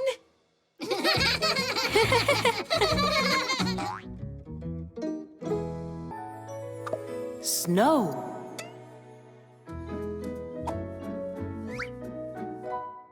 Well, where do you think the tree should go? Let's put it over here this time. But it was right there 2 Christmases ago. And so what? It was nice there. Every year is the same old thing. How about we have a snowball fight instead, like humans? Uh-huh. You'll go get buried in a drift and then we'll have to find you. Here's an idea. Why don't we celebrate this Christmas in the refrigerator? Even better, in the freezer. The humans will be done with their cooking, and they won't bother us in there. And what about snow? We'll find you that snow. What is snow? When water evaporates from seas and rivers, it flies into the sky, turning back into liquid again. The drops are so tiny and so light that they just hang in the air and form clouds. But if the drops in the cloud join together, they become big and heavy and fall down as rain. But these heavy drops freeze when it's cold out, and they turn into ice crystals.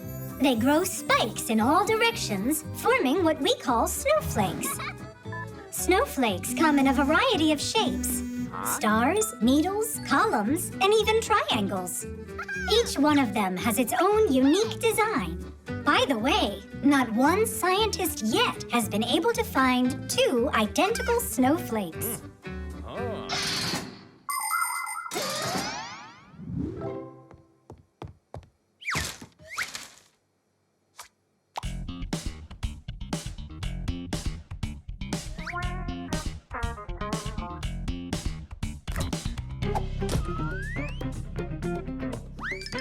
Refrigerators are the best if you love chilly air.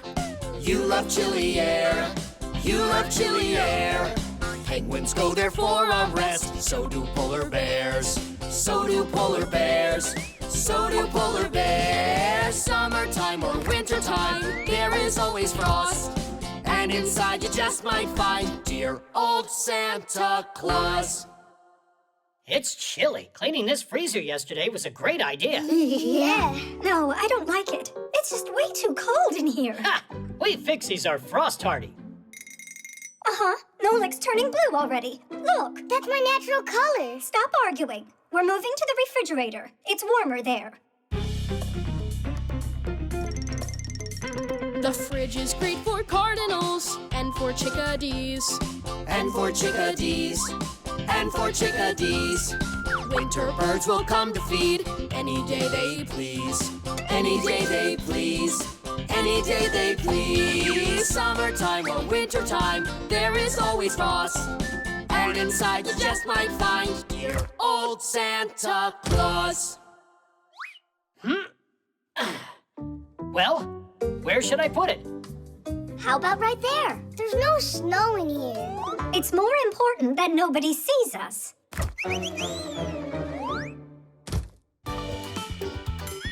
In the fridge, the weather is a walrus's dream. Walrus's dream. Walrus's dream. They love jumping in the water and the sour cream. And the sour cream. And the sour cream. Summertime or wintertime, there is always frost. And inside you just might find dear old Santa Claus. If they put in one more pot of food, then there won't be any room left for us at all in here. Or snowball fight either. There's no snow in here anyhow. This was a bad idea. Let's just go home. The television will be cozier. Marcia, let's go back to the freezer. It'll be fun for the kids. There won't be any snow in there, but we'll be able to find some frost. And to keep ourselves from getting cold, we can dance in a circle. You convinced me. Quickly, Christmas will be here soon. Everybody needs a fridge. It has ice and snow. It has ice and snow. It has ice and snow. Only we could use a smidge more room for the food to go.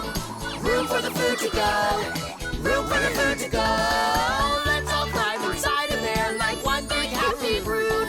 But there's no space. There's no space. Who cares? We'll just eat the food.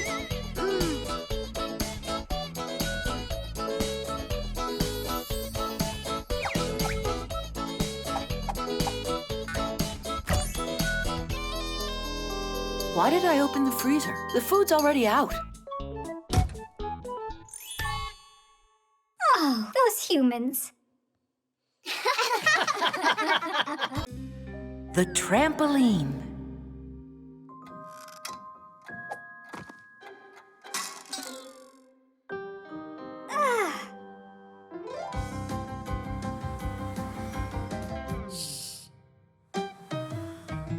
Tula, do you know where Simka is? Uh-huh. Found you, Simka. Tula, why'd you tell him where I was hiding?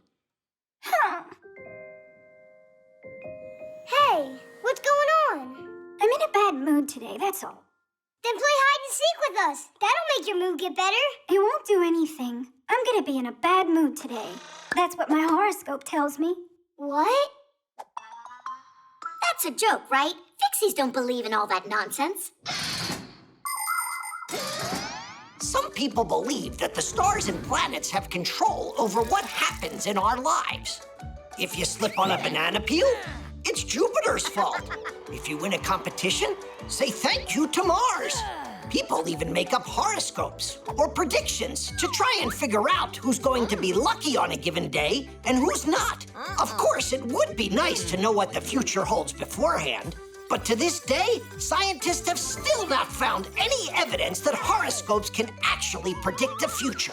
Obviously, some predictions can happen coincidentally, but we shouldn't count on those predictions coming true. Everything is in your own hands. It feels much better to know that your success comes as the result of your hard work, and not because of the turn of some planet. But I really am having a terrible day today. That means the horoscopes aren't nonsense. I say we check and find out. 5, 4, 3, 2, 1. Music's great for lifting your spirits. Now without this little part, everything just falls apart. If you think a screw is knocking, take it out, but just beware. Everything will break without a...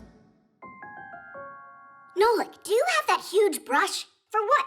So we can tickle Tula. Hey, what's that for?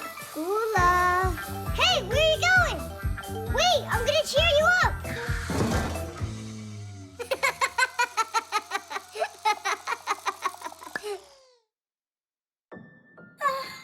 How about we make her a fun house?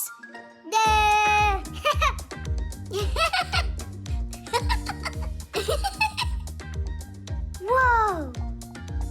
Oh, this really isn't funny at all. Oh, here's something we gotta try with Tula. Research by scientists has proven that your mood can improve by jumping on a trampoline.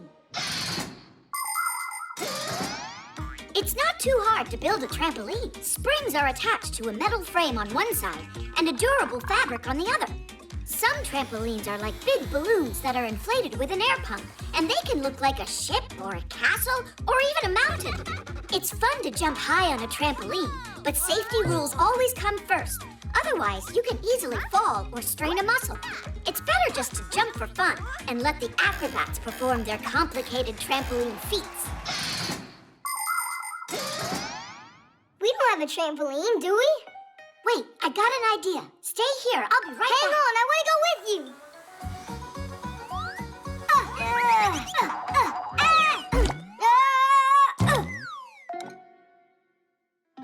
It might work.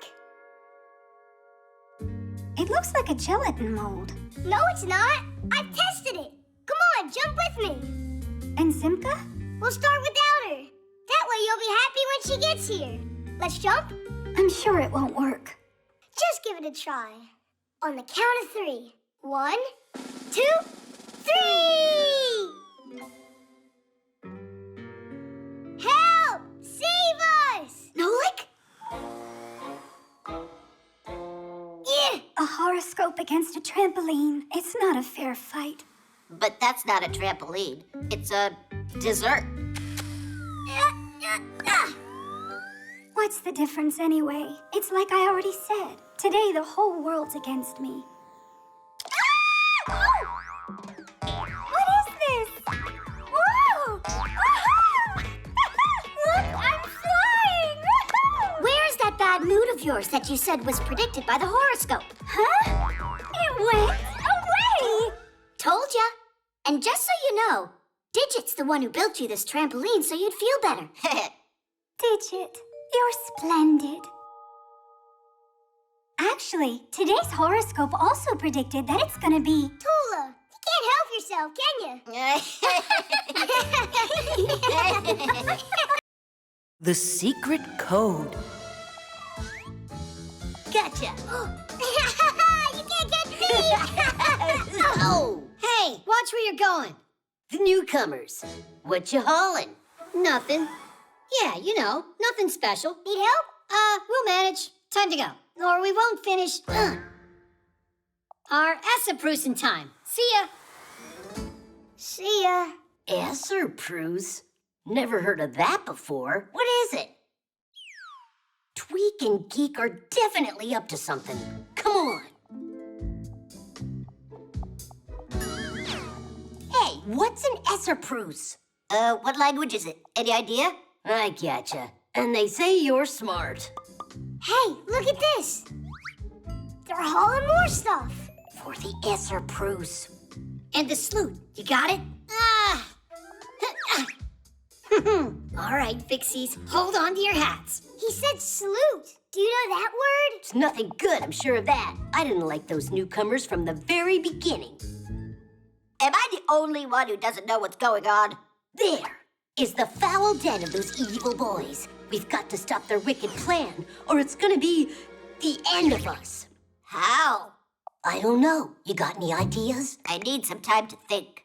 Now is not the time for thinking, it's time for action. I will scout it out. And I? And you, Nolik, will use this to keep an eye on them and tell me what they're doing. Esperus and Sloot. Esperus. I think I know what this is. A code. If a note written in a secret code falls into the hands of a stranger by mistake, she won't be able to read it. Because instead of having words that the reader can comprehend, the note is written with symbols for letters, or with letters in a mixed-up order. To crack the code, you need a key. Not a key for a lock, but the key that was used to create the code. If you have the key, you can use it to find out what the message says and send back a secret answer using the same code.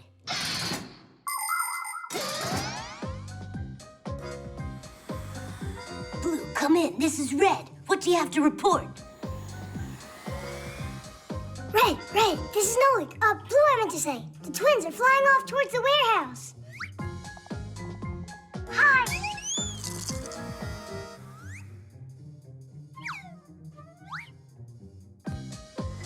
Look out! Blue, there's no escape. Hang in there, we'll save you. Digit, Red's over there. No, not Red. Fire. We've got to go save him. Ugh. It's the twins who need to be saved from fire. It's the what?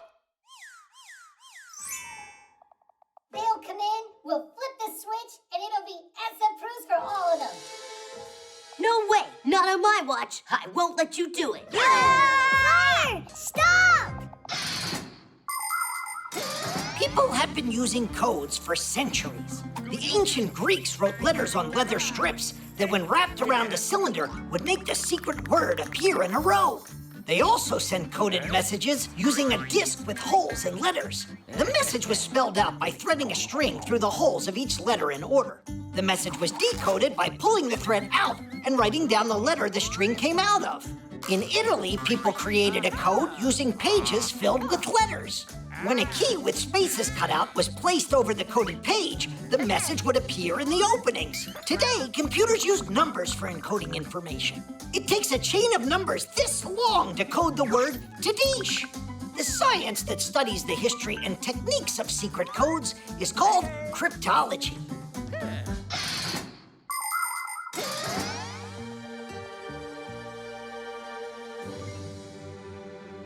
Hey, you never got taught how to knock? Our Esperus is ruined now. All right, since you're already here, then... Surprise! Look at this. Where's the Esperus? Look. Esperus is just surprise, backwards. It's a secret code. We didn't want you to find out about it ahead of time. Come on up here, quick!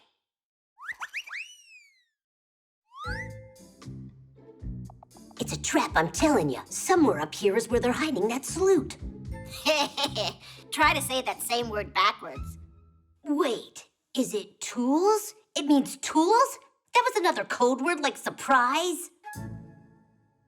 Then Tadish would be what? Should it? Awesome! Should it? Should it?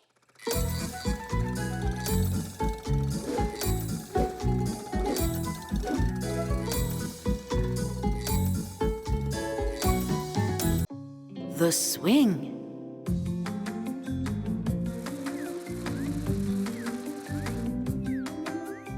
Marcia, check out what I can do. Sit down right now. You're going to fall. I'm not gonna fall. Did you hear what I said, Nolik? There's no need to worry at all. We're right here with him. Oh, yeah. Hold on tight. Do you hear? I'm good. Great. We're almost done here. Papoose, look at you. Nolik, are you okay? It looks like his head's still on his shoulders. I'm sure next time he'll be more careful. There won't be a next time, you guys. That's all. We are done with swings here. And that's that. No, Marcia. Don't you have something to say? Yeah. We are done with swings here. Go inside the television and think about your behavior. You are grounded. You're being being too hard on him. Have you forgotten how much you loved to swing when you were kids? I? Never ever. I love to swing. What? Who came up with the swing? It may have been the monkeys. They would swing on vines to jump as far as possible. And just for fun. Prehistoric man saw that and decided to give it a try. He even added a board. Then people thought of putting one log on top of another, and the seesaw was invented. Many years have passed, but the basic designs haven't changed. Only the materials are stronger now.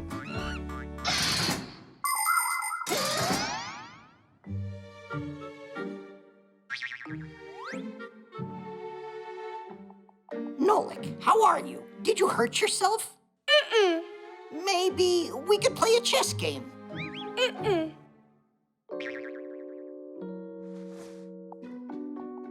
You're upset, huh? You see, your parents, they worry about you a lot. You could have hurt yourself there. But nothing bad happened. Mousy and Papoose act like they were never kids before. Like they never played on a swing. It's just that everyone grows up and forgets what it was like. It's more like you grown-ups are boring.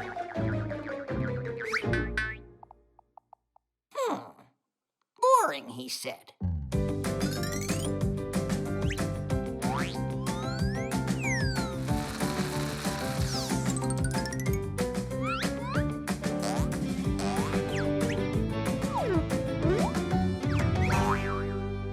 Nolik, did you think about what you did wrong?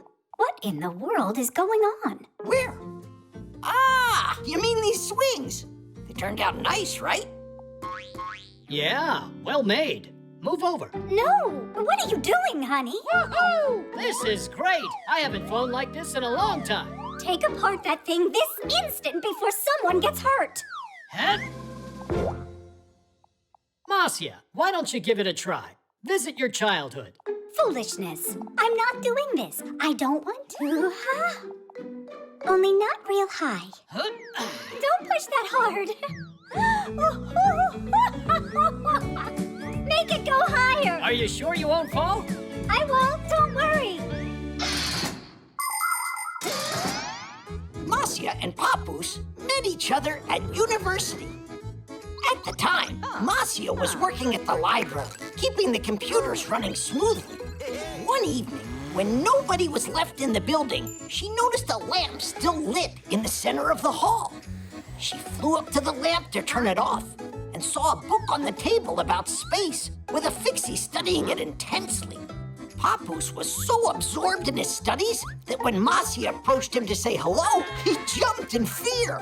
They spent all night sitting on a windowsill. He was telling her about the stars and about his dream to visit a faraway galaxy. And that's how they became friends. What happened next?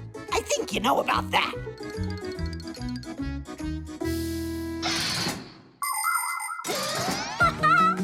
It's so fun! Woohoo!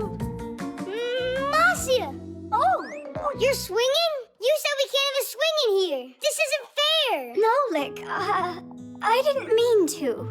I was afraid you'd get hurt and made a mistake. Sometimes adults can act really annoying. So, now I'm allowed to swing? You're allowed.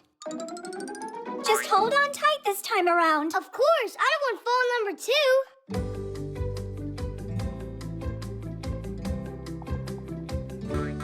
Are you ready to fly into space? Yeah! 1, 2, 3, go! Dancing. Noontime. I'm starting the experiment.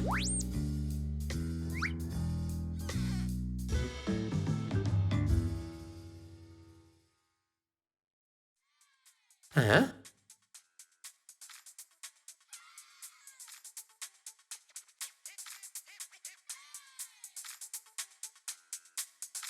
Just what is making that racket?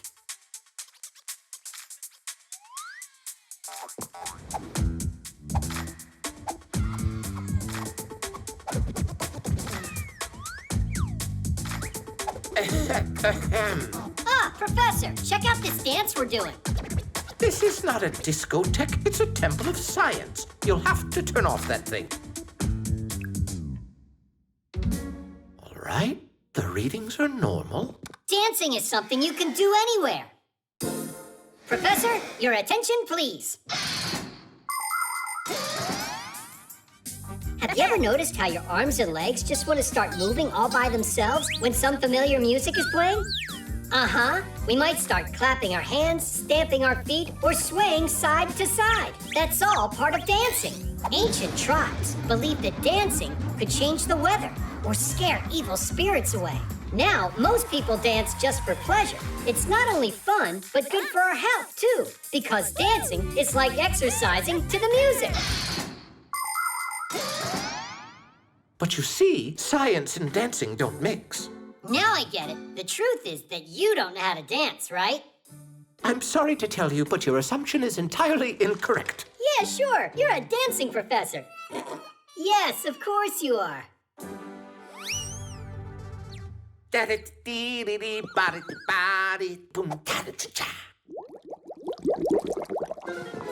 Ooh, yes, the reaction's begun. Let it run a bit longer. Only no more than a minute. Cool dance?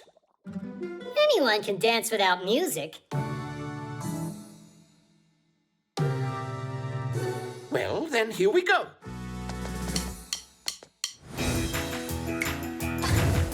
I wish I had a big computer that is an enormous screen. I would stuff my big computer with more games than you've ever seen. Computer, computer, computer, you are super. I play my computer and turn it up real loud. I play it all morning, all day, and in the nighttime. But no, that's not allowed. He's got an interesting style, kind of vintage. There are so many different kinds of dances in this world that it's hard to even count them all. For instance, the roundelay. In that dance, everyone holds hands with one another and walks in a circle. You can find a version of the roundelay in every culture. There are also dances for two, like the waltz, rock and roll, or cha-cha-cha. Some like to dance ballet, some hip-hop, and some tap dancing. As for me, I'm not bad at doing the twist. You start by twisting one of your feet, and now the other. Then you twist them both together. Well, what do you say? Shall we dance? Computer, computer, computer, you are super. I play my computer and turn it up real loud. I play it all morning, all day, and in the nighttime. But no, that's not allowed.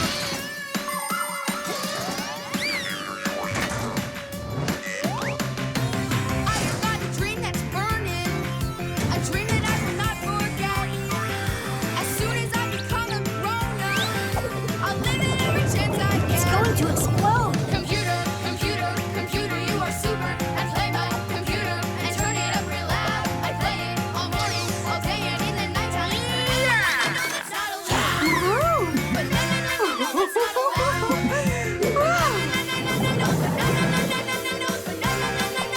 Oh, no, it's not allowed.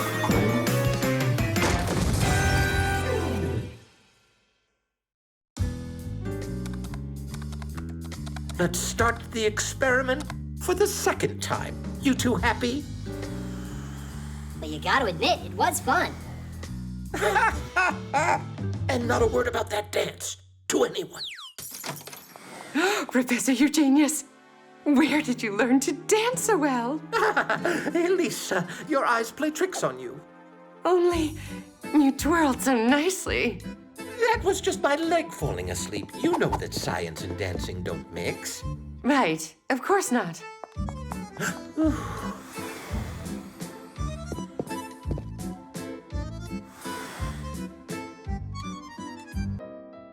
The roller coaster.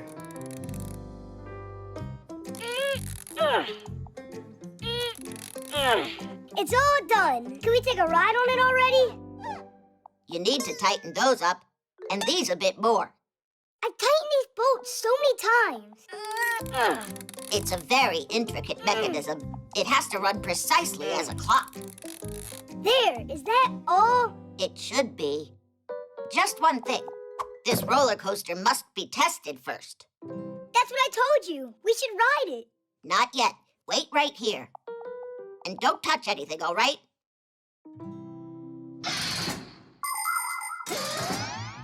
Anybody can have fun on simple rides like swings, carousels, and sliding boards, the kind you find in just about every playground.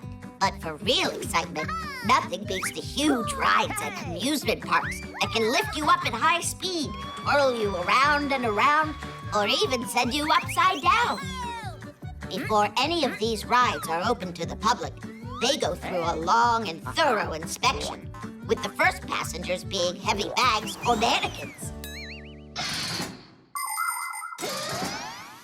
Oh, whoa! Looks like we came to the right place. Is this your roller coaster? Mine and Digit's. Hey!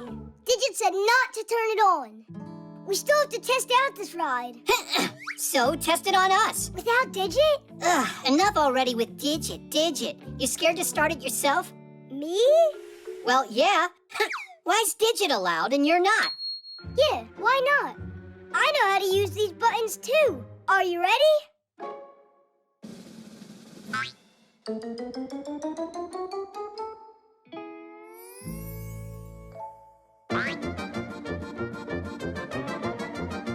Just wait. Is that all? Yeah, guess we gotta wait for Digit. All right, let us out. How? It's enough joking around. Let us out!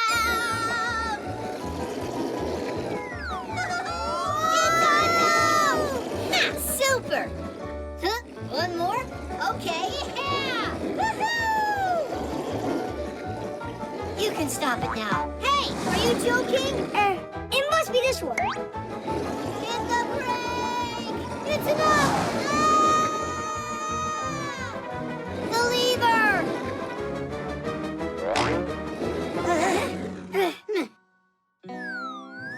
How long we gotta hang here? I thought you said you knew how to work this thing. I didn't think it was so hard. No! Don't touch anything.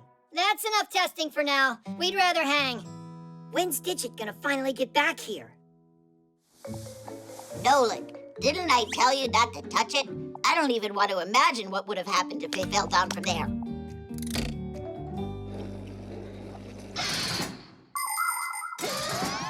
When you're going to take a ride, even a simple one, there are a few rules to follow to stay safe. On swings and merry-go-rounds, hold on to the chains or pull tightly. If you're going to go on a big ride, it's best to empty your pockets and leave your toys and phones with an adult, because at such high speeds, they can just fly off. Always make sure to check that your seatbelt is securely fastened, and under no circumstance should you unbuckle it. It's also dangerous to take food on a ride. You can choke on it and make a mess on your neighbor. Only go on rides if there's a supervisor there to run it. And it should go without saying that you should never touch anything that you're not supposed to. There you have it. Just follow these simple rules and enjoy the ride.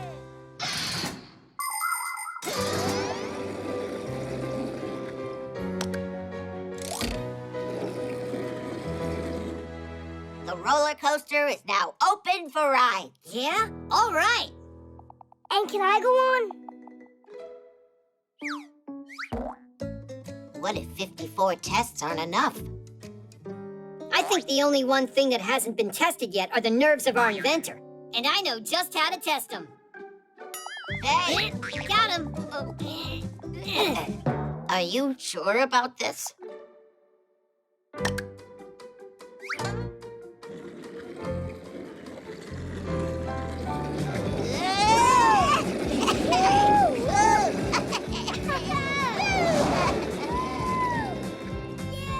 Huh, we haven't tried pressing this button yet. Don't press it! It's a surprise! A surprise. Meant for Tula. That was awesome! One more time! Plaster. Here you are. Decided to skip school again, I see. Oh, Simka, Nolik, have you seen this thing? Whoa! Professor Eugenius's head? Uh-huh. 2 heads of Professor Eugenius are better than 1.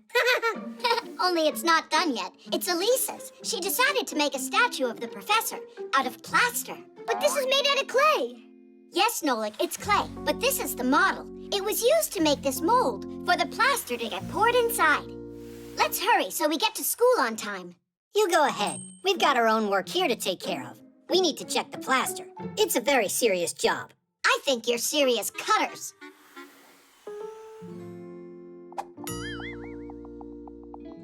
Bombs away.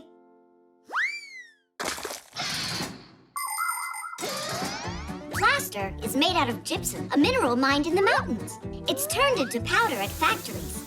If you mix this powder with water, you'll get a dough-like mass called plaster. You can sculpt anything you want out of it. For instance, a statue or a column. The most important thing is to finish shaping the object before it hardens. Once it's hard, plaster is quite strong, although not as strong as stone. So it's better not to drop things made out of plaster.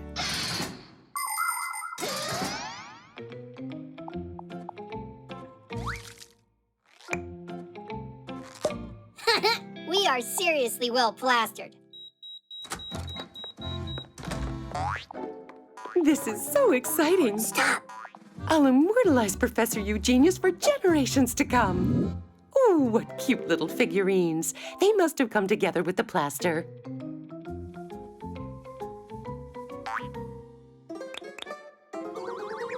How about I paint you guys? I've got nail polish around here somewhere. What a bad mess. Let's run. High-quality plaster. Strong stuff. How about we turn into gears? We can't do it when the plaster's hard. Here you are. They're terribly unsteady. All right, should we go with stripes or polka dots?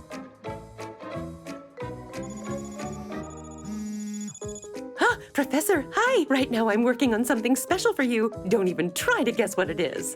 What? Did you say in your office? Understood.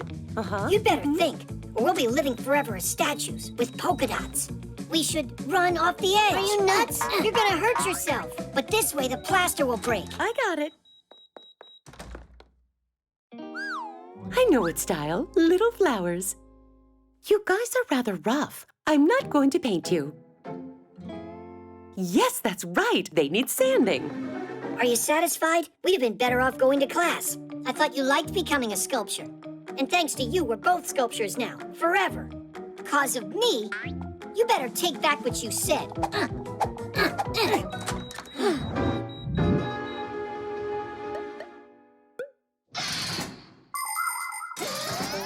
Sculptures aren't the only things that can be made with plaster. Plaster's a good building material, too. With its help, it's possible to put up a new wall to divide a big room into two smaller ones. And that's not all. Plaster's often used in medicine for lots of different things. Dentists make molds and casts out of it to create braces or dentures that make teeth straight and beautiful. And of course, plaster is an invaluable aid for fractured bones. Bandages get soaked in a plaster solution, and layer after layer are applied to a broken arm or leg. The wet bandage hardens, making the broken bone immobile so it can fuse together. And if you want, you can draw something funny on a cast to cheer up your friend.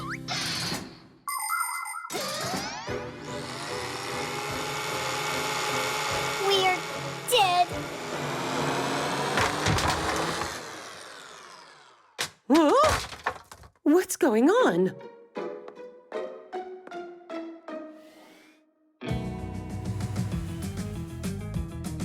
Simka, Nolik, over here.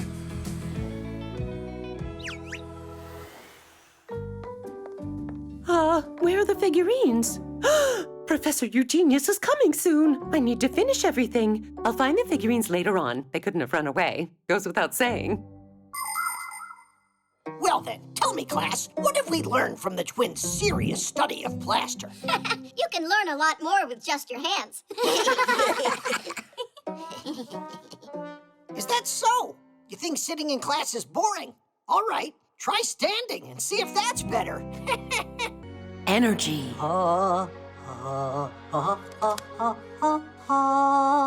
Good morning. We're here for the exam, so you'll give pack-a-mats to us. That's excellent. And who's going to take it first? But, Professor, we, Do everything together?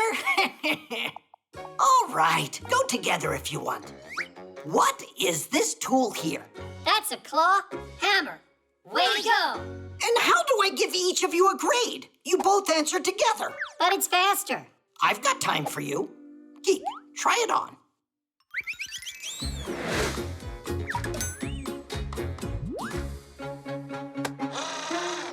It's a screwdriver. Again? Well, maybe one pack-a-mat for the two of you is enough. You know what?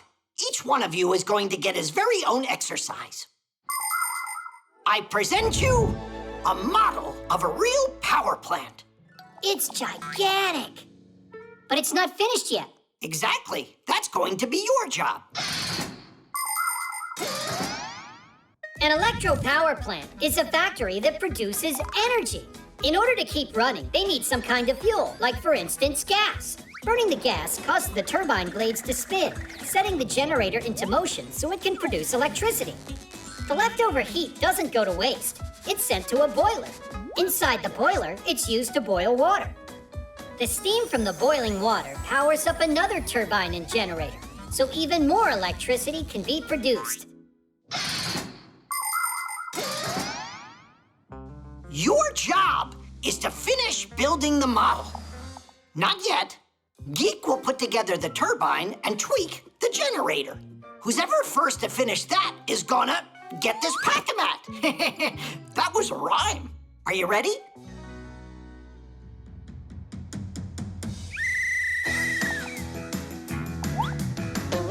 You're off to a great start.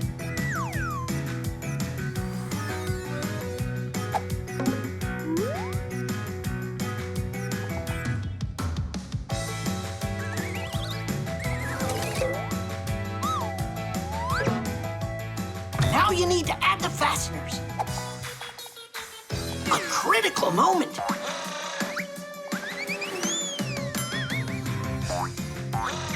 What a move!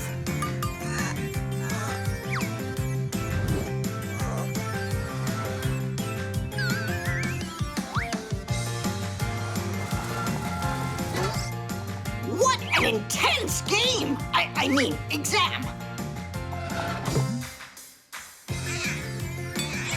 These two are going neck and neck.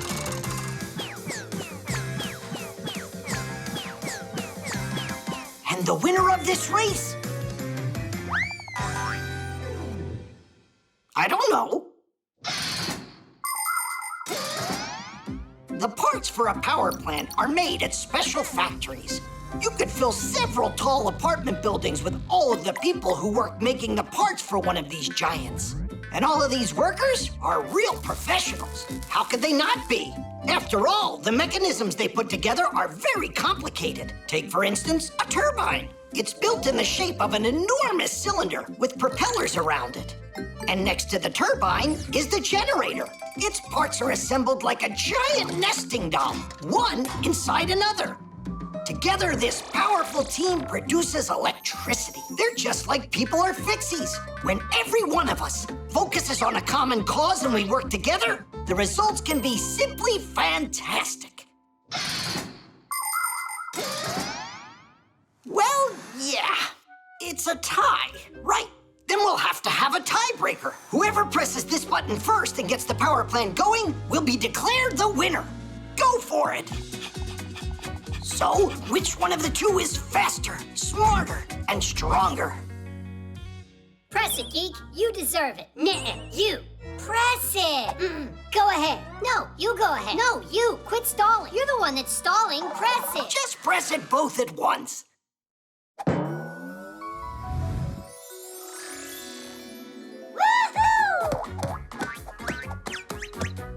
That was an excellent job you did. Oh, right. The prize for the contest. Unfortunately, I've only got one pack-a-mat for the two of you. It's all right. We're always together anyway. We'll figure out some way to share it. I was just joking. You each deserve your own pack-a-mat.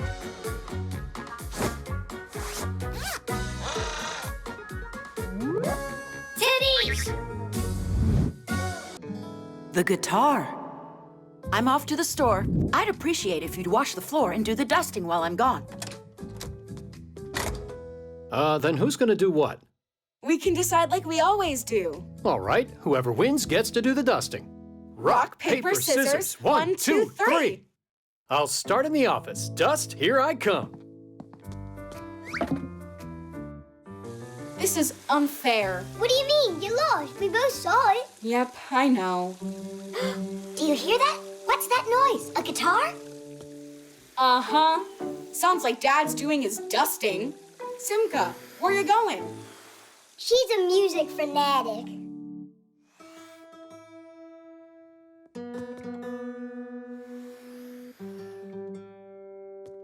Can't believe what I found. I haven't touched this guitar for so long. Sing a song? How about the dust? It's not going anywhere.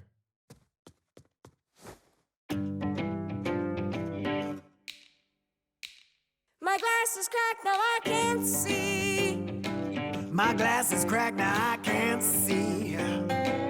My glass is cracked, now I can't see. My glass is cracked, now I can't see. My glass is cracked, now I can't see a single thing in front of me.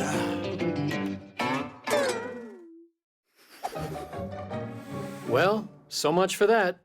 I don't have any new strings here. Shall we go clean? Tom Thomas, if you can manage to get your dad out of the room, I'll fix the string for you. Ah, really? All right. Yeah. I told you that she's a fanatic. Dad, why do I still have to mop the floor? Let's try again with rock, paper, scissors. Sure. Here we go. 1, 2, 3. All right, take this.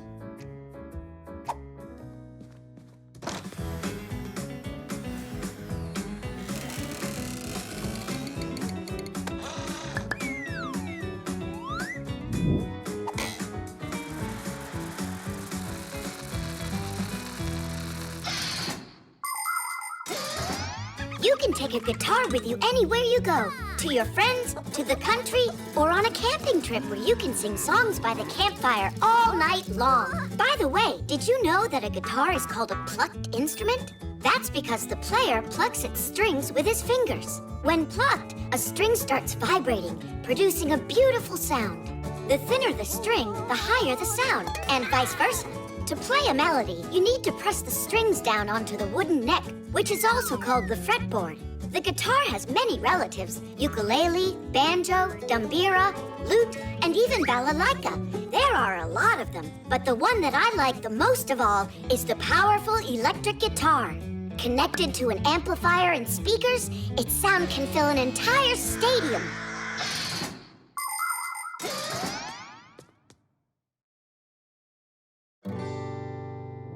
Class! Oh, whoa! How did you fix that? There was an extra string in the drawer. Then let's go back to singing? I'll get new glasses, then I'll see. I'll get new glasses, then I'll see. I'll get new glasses, then I'll see. I'll get new glasses, then I'll see. I'll get new glasses, then I'll see everything in front of me. I will see, yes, I will clearly see. With these brand new glasses, I'll be free. Yeah. But I'm not sure how happy I'll really be if I see that you have been sneaking with me. I got new glasses and I see. I got new glasses and I see.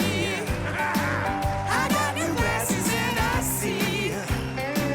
I got new glasses and I see. I got new glasses and I see that you ate all of my candy. Why'd you have to do something like that? Mommy, Dad and I were singing a song. I can see that. Did you like it? Of course I did. And I really like how everything is so clean. Sorry. We were just about to get started. That's wonderful, and I'll play for you. 'Cause cleaning to music is fun. The contacts.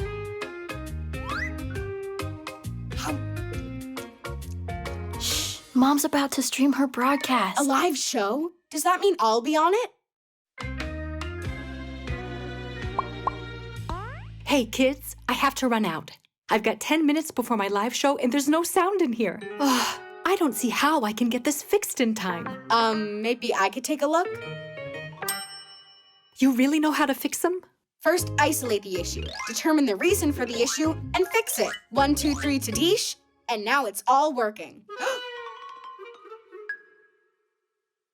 All right, why don't you give it a try? I've got my tools upstairs. It's all done. Well, what was broken inside? What should I tell her? Tell her the contacts were dirty. Got it. Yeah, you're always welcome. Do you know what the word contact means in electricity? When an appliance gets plugged into a socket or headphones into the audio jack of a phone, their plugs get squeezed between metal plates. The points where the plugs and plates touch each other are called contacts. If contact is made, electricity flows through the wires and the appliance works properly. But if some kind of dirt gets between the two parts or the plug gets rusty, there won't be contact made, nor any electricity flowing. Test, test. Can you hear me? They sound better than ever. Tom Thomas, you made my day. No big deal. The contacts were dirty and needed cleaning.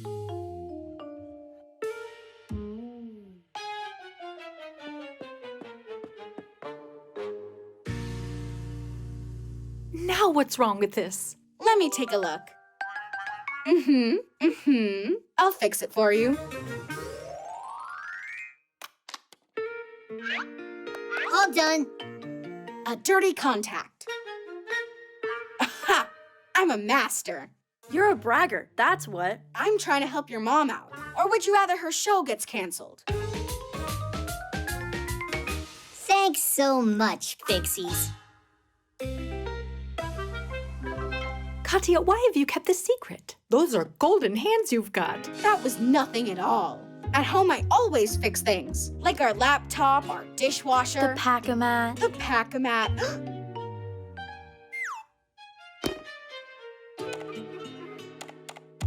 Why doesn't anything work? The blender's broken? Tom Thomas can fix it in no time. But electrical appliances can be dangerous for kids. Of course he'll have to unplug it first. I can't do it in front of you. I'll get nervous. All right, we've got 5 minutes to do this. And don't plug it in yourself. Ugh, what were you thinking? You gotta get the Fixies to come. What's wrong now? Oh, you're right on time. Could you fix this? You're the master. You fix it. I don't know how to. Just say 1, 2, 3 to Dish, and the blender will fix itself. Oh, please, you gotta help me out. I promise I won't brag anymore. All right, you need to put the lid on straight. There you go. That's what you needed for contact. That's all?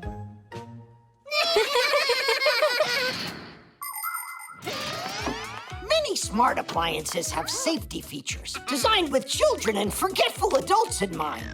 Like refrigerators that beep if the door is not closed tightly, or washing machines, electric kettles, and irons that automatically turn off when they're done working or left unattended. Appliances like juicers, slow cookers, and food processors are designed so you can't turn them on if the lid isn't put on correctly. Pretty cool, right? There are even cars today that can detect if they're going to hit something and brake by themselves. It's very convenient, but still, it's better not to completely rely on machines for safety or to depend on Fixies to come to the rescue. So please, don't leave appliances unattended for long and take good care of them so they can work properly and safely. Bye-bye, guys. Have a great day. Thank you so much for your help, Tom Thomas. I couldn't have done it without you. It really wasn't just me. Who else was it? I'll tell you. He got help from some real masters. You're lucky to know them. Oh, can you give me their contacts? My vacuum cleaner needs fixing. Come on, Tweak. We have to go and fix that vacuum cleaner. The sneakers.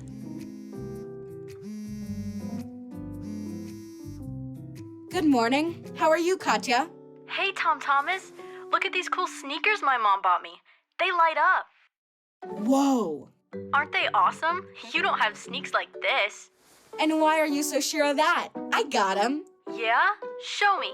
All right, I'll show you. Only, I gotta use the bathroom. Call you back soon. Do you really have light-up sneaks like you told her? No. But you know, I have these two friends. They can make almost anything in the world. Light-up sneaks included. Or maybe they can't do it? Actually, they could do it. They would be no problem. Just attach the little lights and you're done. All right, Nolik, you get the batteries. And Tom Thomas, you get your sneaks. Uh-huh. And I'm off to the laboratory to get light-emitting diodes.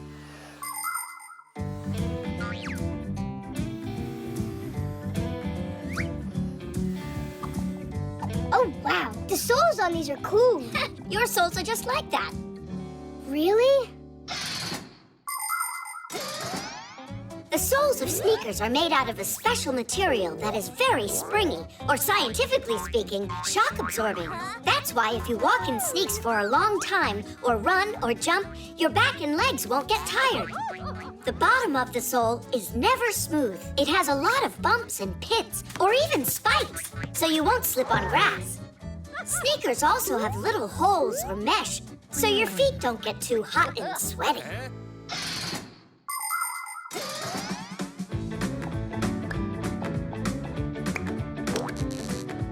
Diddish! Call Katya.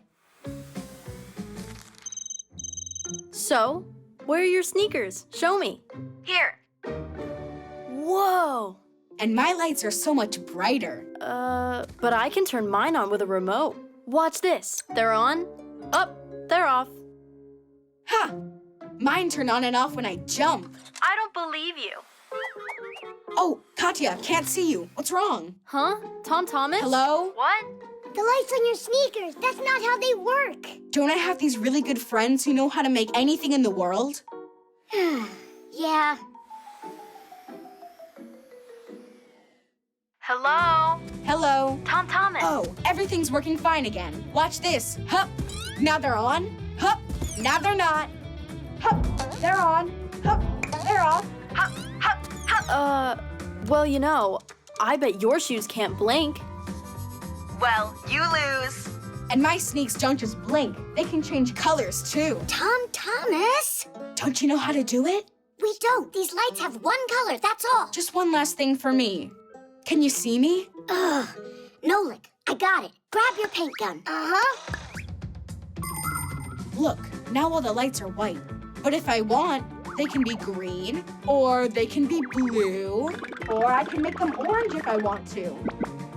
Or they could be purple, or light blue, or yellow.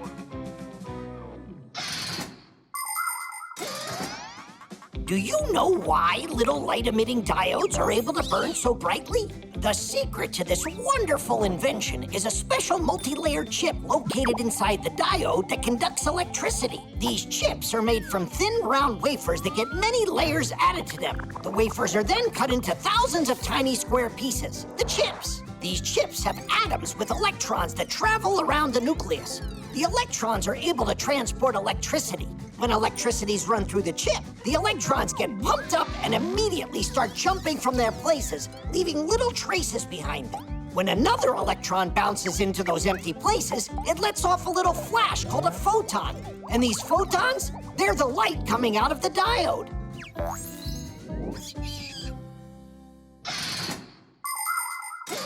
There you go. My sneaks are cooler than your sneaks. And you know what else they have? Little wheels. Yours have wheels on them? What wheels are you talking about? Simca? Oh. Well, I have these really good friends that know how. They're really good friends. You know what? I think you should ask those friends to help you out. We need to go. Right, Nolik? Right. And we're taking our lights, too. Tom Thomas, that wasn't fair. Not fair at all. I agree. Wheels would have been just too much work. Aha! I see it wasn't only me using the Fixies to do everything. Those two can sure keep coming up with crazy ideas. Uh-huh. First this one, then that one.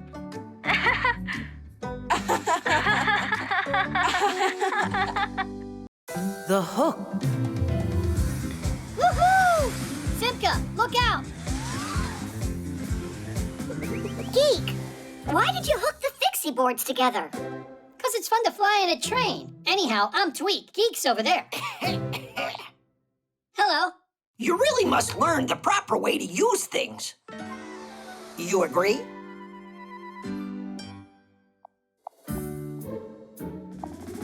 How can we do that? If you start coming to our school, you'll find out. And when can we start?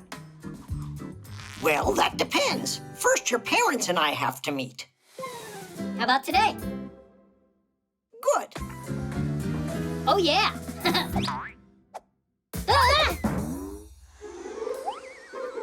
Hooks are not something to count on. Actually, they're counted on every single day. Hooks are not just for hanging up keys and coats. At a construction site, you can see hoisting cranes using hooks to move heavy loads. Fishermen use fish hooks, and mountain climbers use special kinds of hooks with a lock called quick links. With some yarn and a crochet hook, you can make a beautiful scarf. In the movies, pirates often have a hook instead of a hand. And that's not all. Even the beaks and claws of some birds are hooked to make it easier for them to eat and hold on to branches.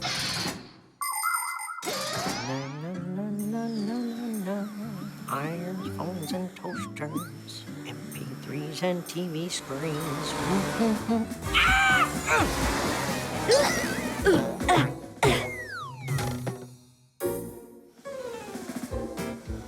Are you all right? You've got to be kidding me. My apologies. So, how many other Fixies have you gotten with this hook? What? That isn't mine. Looking at you, one would think you're a respectable Fixie. Oh, really? Well, someone your age shouldn't be a daredevil in the air. Huh. So you're saying I'm old, is that it? Yeah, not exactly. That's enough, mister.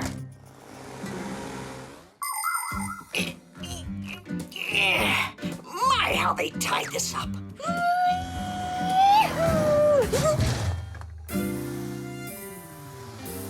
Wait a second, you again? It's you? How did you end up in here? It looks like I missed a turn. Actually, where am I? Well, you're in a laboratory. Let me guess what you're doing here. You happen to work here, right?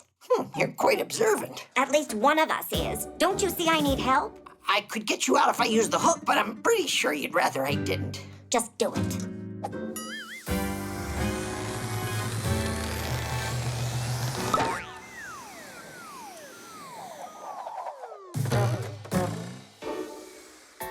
Please learn the proper way to use things now, will you?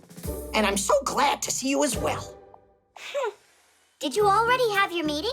With whom? You said that you needed to meet with our parents. Basia! Basia? Children? You mean you're the parent of these boys? What? And you're actually the professor at that school for Fixies? Ha! What an outrage. I believe you forgot something. So this was your concoction? Ha! Chips off the old block. And generally on their very best behavior. You mean like you are? Their grandma. A lot of Fixies are real homebodies, but not me, not this Basia. I've spent my life moving from one place to another. I've been all over the world. When I lived in Paris, I screwed into one of the legs of the Eiffel Tower as it was being built. And in Great Britain, I fixed a tea kettle for the Queen of England herself. It was lots of fun, although sometimes I did feel lonely. But then everything changed the day I found a pair of gears at a dump. They were a little rusty, but quite nice, and a totally matching pair. I cleaned them and put them into a mechanical clock, and then kaboom! They turned into Geek and Tweak. Now we live all together as a happy family in a human apartment. But we might not stay for long because we're always on the lookout for our next adventure. It looks like Grandpa's hooked you in with that hook now, didn't he? Yeah, quite literally.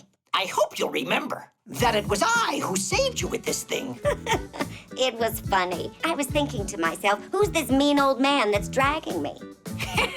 And with all that yelling of yours, I thought I'd go deaf. And what about Fixie School? Can we start going there? Why not? There must be a thing or two you could learn from the professor. But please, without the jokes, okay? We can't guarantee that, but we'll give it our best. Titties! The recording.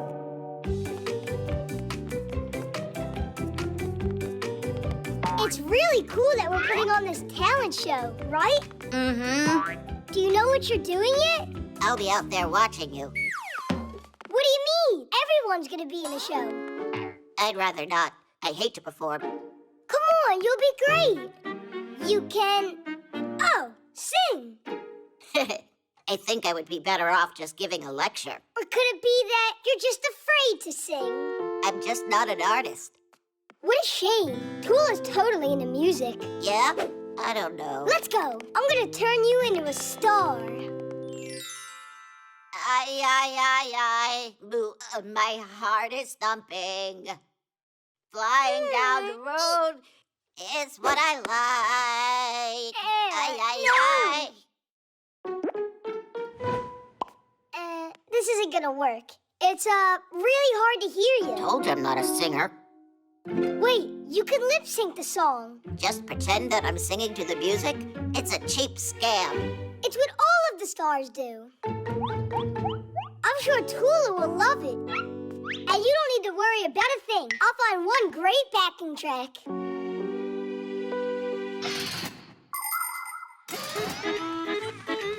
A song can be performed live or played from a recording. Do you know how a recording is made? First, the songwriter gets an idea for a song and writes the words and the music, which is made up of chords and a melody the words are sung to. The songwriter might then go to a recording studio to have other musicians play on the song. It could be just a small band or a whole orchestra. Now it's the singer's turn to add his voice to the recording. All of the parts are then combined inside a computer, and the recording is finished. And these recordings can be played whenever you want to hear the song. But some performers use their recordings when they put on concerts and only pretend that they're actually singing. I don't know about you, but I prefer hearing a singer really perform live.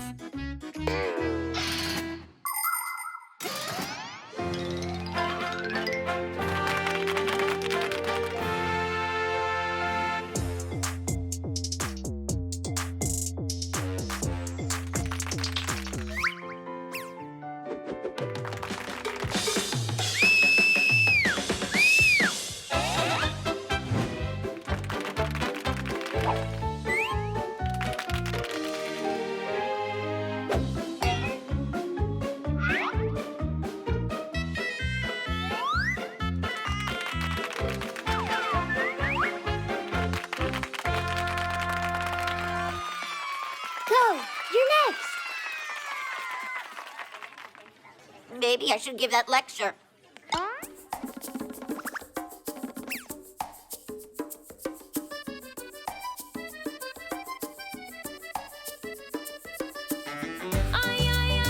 My heart is thumping.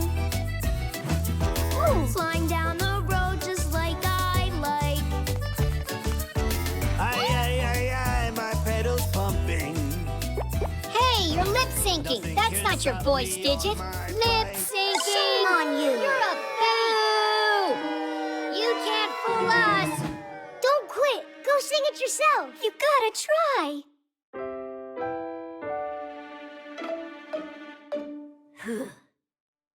Let's ride our bikes from town to town. Let's ride our bikes the whole world round. We'll ride the day through because we love to. And then tomorrow we'll go and ride again. I, my two-wheel wonder.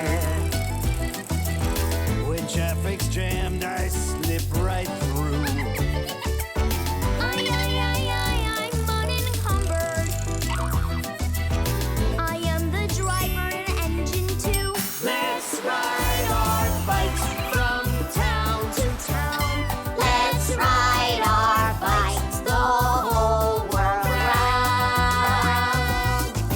We'll ride the day through because we love to. And then tomorrow we'll go and ride again. We'll ride the day through Because we love to. And then tomorrow we'll go and ride again. You see? I told you I'd make a star out of you. The tower. Grandpa's, why do we keep on studying after school's done? Studying? That's what you call this? Just a little test, and I'll let you go. Hey there.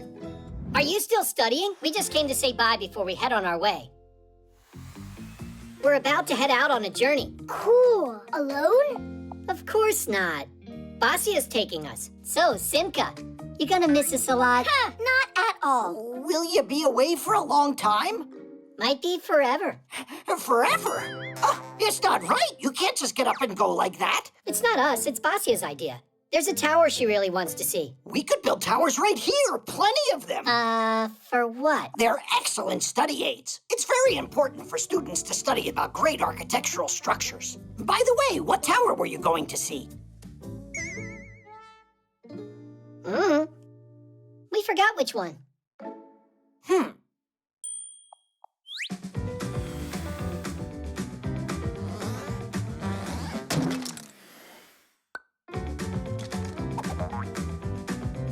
Why are you standing there? Come give me a hand.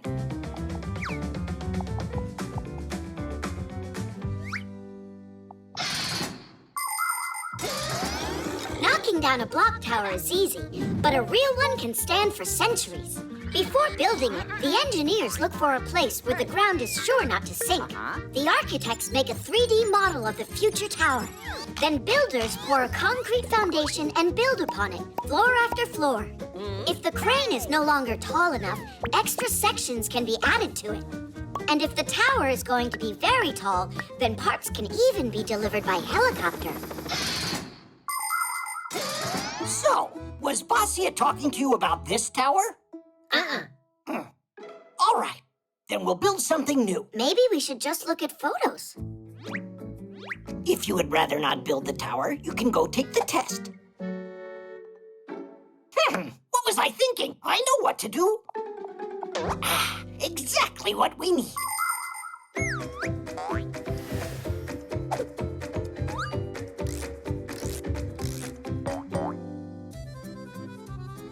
Is that it? Nuh-uh. She's been there 100 times already. Come on, think. What other places would she talk about? Excuse us. We gotta go now. Just hold on there. I say we build another one. Grandpa's, and what is Tom Thomas supposed to tell his parents if they see all these towers? He'll say that he made them himself. Come on, quicker. I don't know why Grandpa's is so worried how this tower's coming out. Yeah, he's worried, but it's not about that. People have been building towers since ancient times because looking out from a height made it easier to see, for example, if an enemy was approaching. The first lighthouses lighting the way for ships appeared about the same time. Lighthouses are also towers. In the Middle Ages, people started hanging bells at the top of towers. If a fire broke out, a watchman would ring the bell as hard as he could, and people would run to help. Later, clocks were installed in towers in the center of cities for people to know the time. In the 19th century, people discovered that it's possible to store water inside of a tower. For many years, the tallest structures used to be television towers. But those days are over. Today, modern skyscrapers are built for offices and even as people's homes. It's not this one either? Are you even sure that a tower is where Bossy is taking you? What can I do to make her stay? To make who stay? The Tower of Pisa, that's who. She's leaning. Look at all these towers. They're all for you. Grandpoo's made them.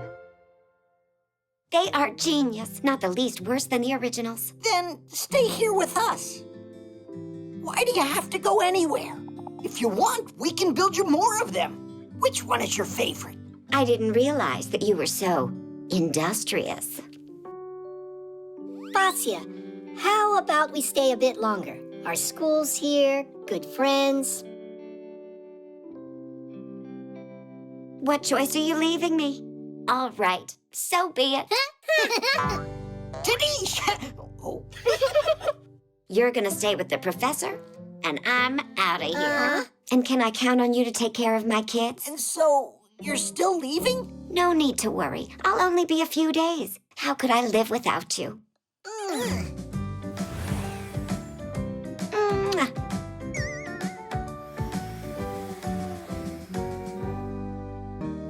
The voice assistant.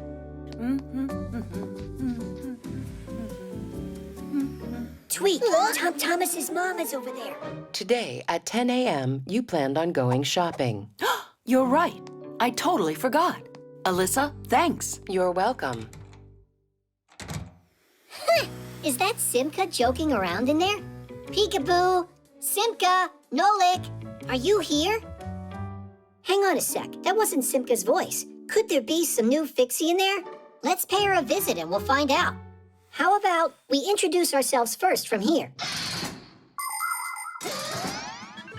It's great to go and visit your friends. And it can be a pleasant time for everyone if you follow a few simple rules.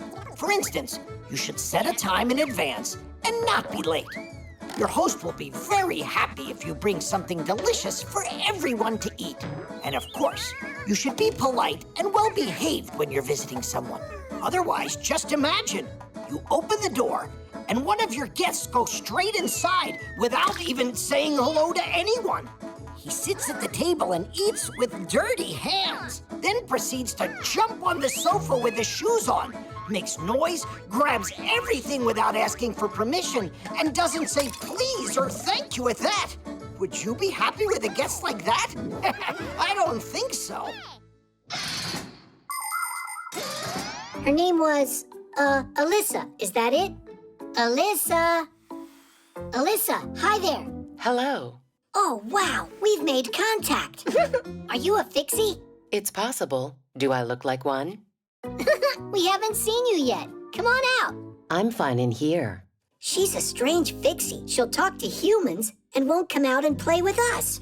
Alyssa, we've got pack-a-mats out here. Come on out and we'll show you. I'm not in the mood. What? You're kidding me, right? Then how about racing on Fixie boards? Maybe some other time. Oh, Alyssa, do you like cartoons? I do. Yeah, we'll definitely get her out this time.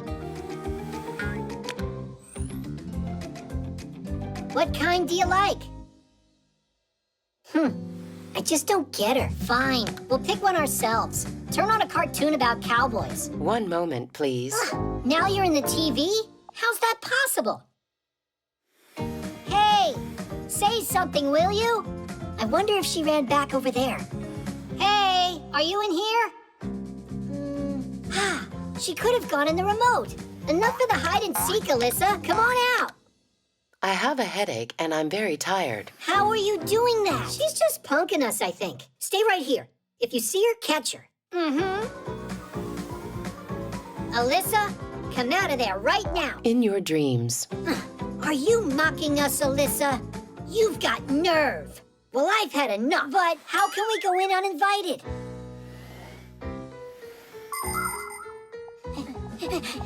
Over there.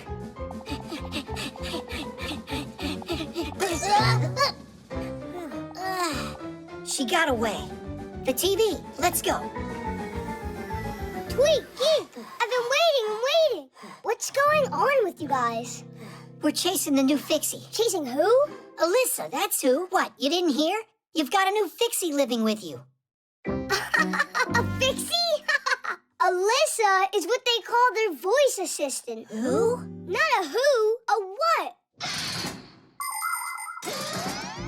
A voice assistant is a super smart program. It's designed to work almost like a brain. It understands what you tell it and it carries out commands. Turn on a cartoon. What's the weather for today? And now, please, check on the internet how many legs a spider has. If you feel like it, you can just talk or play with it. Voice assistants live inside of smart speakers, telephones, and televisions, and can run appliances. For instance, turn on the lights or a vacuum.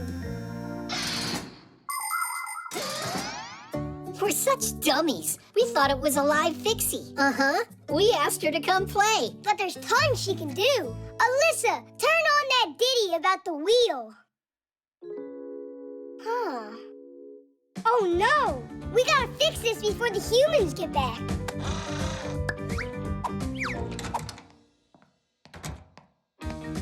Alyssa, hi there. I need a good waffle recipe. Guys, faster! Alyssa. I don't know, 'cause electricity is my only food. Stop! What? Alyssa, I need a recipe. I can help you cook lots of different meals. Cool. The fly trap. Now look and learn. Ha-ha! You missed again. 'Cause I'm not warmed up, no lick. Lucky shot. Oh. And that time? What about it? That was luck too.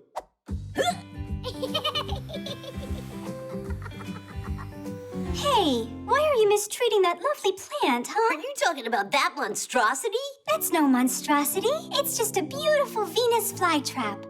Only it's not Venus's, it's Elisa's, right? How do we collect your trash now? We use our hands. Are you joking? A Venus flytrap is a predator. Not only animals can be predators, but plants can be too. For instance, a Venus flytrap eats insects and spiders. On the leaves of the flytrap are super thin hairs growing, and as soon as a fly touches them, bang, the leaves clamp shut like a trap. Thank goodness it doesn't need food like this very often. Just like other plants, it takes most of what it needs to eat from the ground. And also, the flytrap uses sunlight to make food for itself. Tula, next you're gonna tell us it's a fire-breathing dragon. Save me! Help me, please! I've been eaten by a horrible monster! Get out of there quickly! Nobody's going to eat me. Ah! Nolik! Come on, open! Nolik, push! Don't stand there, help! You're gonna hurt the poor plant doing that. Your little poor plant ate Nolik just now. Well, the flytrap must have thought he was a fly. You gotta get me out! Now there's this sticky stuff in here! Poor Nolik.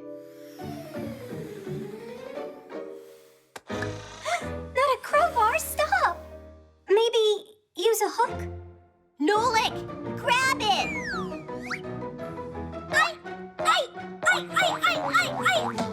Well, do you have any other ideas?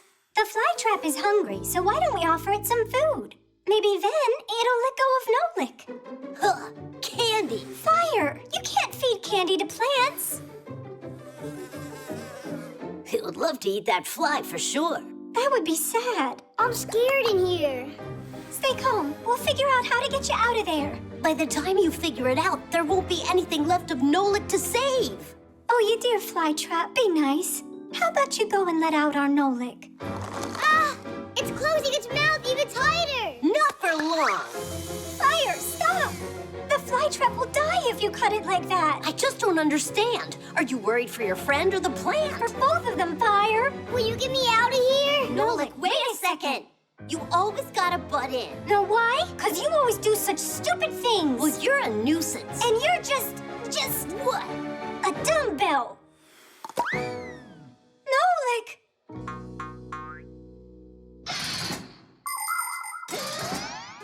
Growing a plant is a long process. The first thing you'll need is to get yourself a pot. At the bottom, you can add small rocks to help the water drain better, so the roots of the future plant won't rot. Next, pour soil over the rocks, place a seed in a small pit, cover it, and then water it. And continue to water it whenever the soil dries up. But it's important not to overwater. To make the plant grow faster, put the pot in a warm and sunny place. In the winter and fall, when there are less sunny days, you can put your plant under a special grow light. Just remember not to rush. Try to be patient, and then one day your sprout will break through the dirt and then grow into a healthy plant, if you take care of it. Nolik, wake up! Nolik? Nolik. Oh, he's all right. I didn't get eaten? No, you didn't. You figured a great way to get out of there. You turned into a screw, and the plant spit you out. Tadish. Don't ever try that again, Predator. Who are you calling a predator? You're right, Tula. Forgive me. And Flytrap, I'm sorry for what I did. Maybe we should feed her? After what you did to her, let her rest. Although, I know how you could be nice to that plant.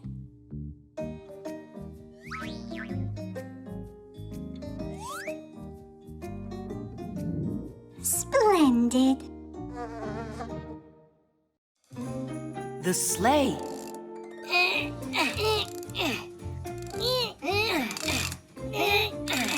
All right, let it drop.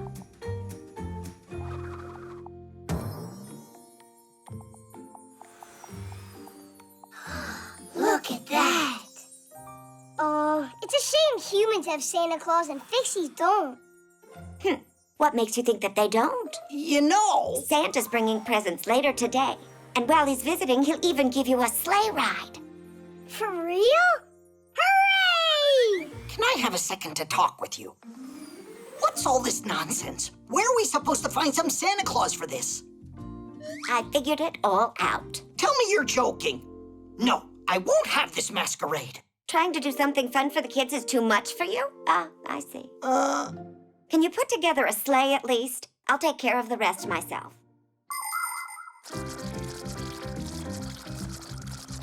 Oh, that was a lot of work. Oh, wow! It's a sleigh! Santa Claus really showed up! Where is he? I haven't seen anyone here. Gotta go.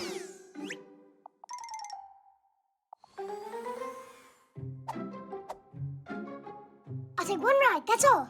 Santa Claus won't care.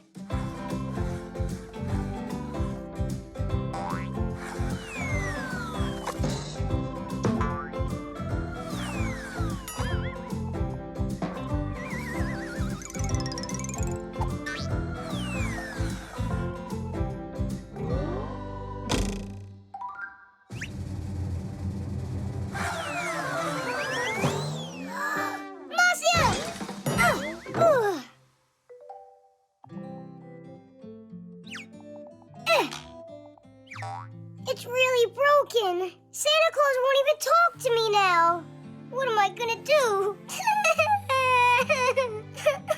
Serves me right. Ho, ho, ho! Santa Claus? Whatever happened here?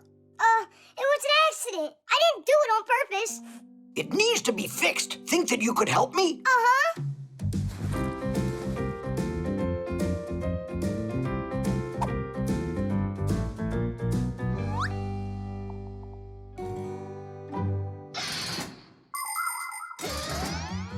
Sleds and sleighs are simple but very useful things. Just attach a seat to a pair of runners, and the sled is ready to carry people or loads. In snowy places where cars might get stuck, a sled can easily glide right on top of the snow. And if you harness a dog to one, no one will be able to keep up with you. There are even different kinds of sports that feature dog sledding. There are also people who attach sails to sleds so they can catch the wind and sail along the ice at high speeds. And of course, you can just have fun going sledding. The more people on board, the faster you'll go. You can climb to the top of a hill with your family and sled on down together. You'll fly so fast the wind might whistle in your ears. Hey, hey, hey! Look out below!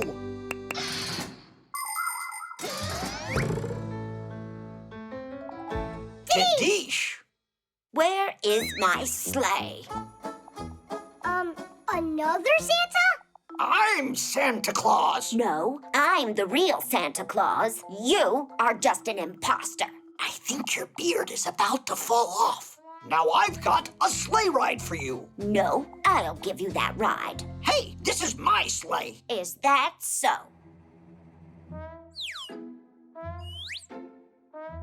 I got 2 Santa Clauses at once? Class! Wow, I am so lucky! You certainly are. 2 is much better than 1. Now that's one thing we agree on. Oh, wow. Looks like a Santa Claus party over here. Isn't he cool? Which do you mean? The one that looks like Nolik's grandpa's or our Basia? So, are you ready for your presents?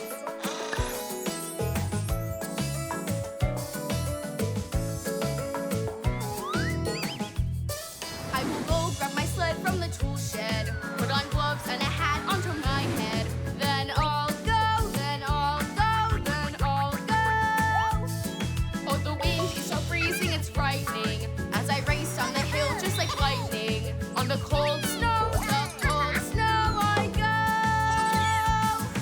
Sleds and saucers and toboggans there. All my friends are sledding everywhere. 4, The bones. 5, 6, This way. 7, Hurry. 8, 9, Where should I hide? 10. All right, ready or not. Oh, Tula, what happened? You're supposed to be hiding. Digit, there's, over there. There are bones in there. for real? Real bones? They're ancient fossils. Whoa. Wow. What kind of bones are these? A mammoth. A dinosaur. Let's put them together and find out. The first thing we need to do here, find out just how old these fossils are with a device to measure the bone's age. The professor and I were planning on testing all of these bones. How does that thing work? See for yourself. This bone's 1,000,000 years old. No joke? No joke. Oh, what's the picture on there? Just a decoration? Isn't that a radiation sign? Radiation? Isn't that stuff dangerous? In small doses, it's not dangerous at all. And if you're really interested, this kind of radiation's called ionizing. Ionizing radiation, or just radiation as it is more simply called, is a powerful force. Although it can be dangerous if handled improperly, when used safely, it can be very helpful. In airports, subway, and train stations, radiation is used to inspect luggage. If someone tries to sneak their pet cat through security in a suitcase, it'll be discovered right away.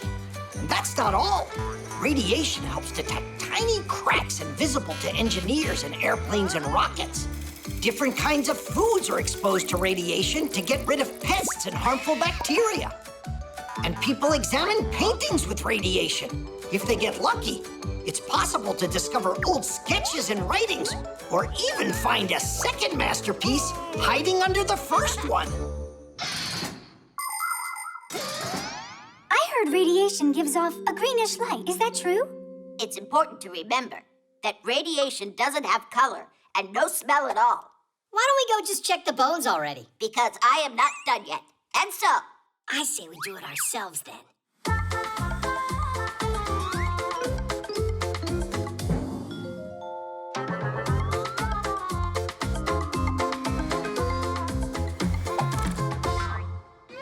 It's just some regular fish. Yeah, real exciting. Let's get out of here. Geek, come check this out. There's more bones? How about there? There are lots more in here. Let's build something cool for Smarty Pants, a special specimen. the skeletons of humans and many animals are made out of bones. They last a long time, and people use them to help figure out when a certain animal lived. How? The secret is in radiation. Bones, as well as living organisms, are a little bit radioactive. In specially equipped laboratories, scientists can take a layer of an ancient bone and pass it through a special machine. The less radioactive particles the machine detects, the older the bone. Ooh, what's that? I think it's an ancient creature. Digital figure it out, right? No doubt about that. The age of this specimen is 10,000 years. Obviously a bird, then. So you think it's a bird? Right, with horns. That is strange. 100,000? That would make it a snake. With wings, you mean? And here, 1,000,000 years old. Then it's a fish. A snake bird fish? Is it possible? Is everything all right? Is there something wrong with your device? Snake, I'm sure. Here it's bird. Here it's fish. And snake. I just don't get what's wrong.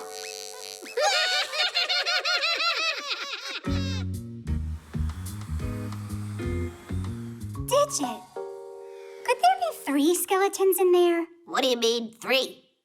Look, there are more bones in these boxes, and they're labeled snake and bird. And here is ancient fish. You played a joke on me, huh? It's not funny at all.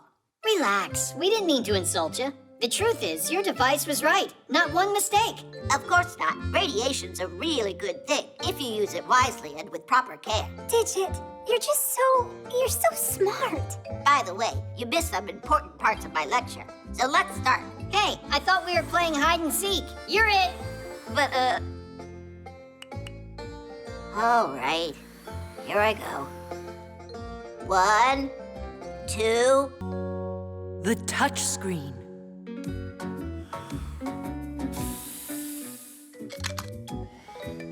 Are you done? This piece will never fall off again. Tom Thomas, you're finally back. We were waiting and waiting for you so long that we fixed everything. Oops, well, almost. I was out taking photographs of birds. I need them for my project. You know this one, it's a sparrow. This one's a jay. That's a chickadee. Pretty funny, right? And now my favorite. Ba-ba-ba-bam! What? Is that a bird? I was trying to get a picture of a bullfinch. Only you got some kind of bum. It's all because of these stupid gloves. By the time I took them off, the bullfinch already flew away.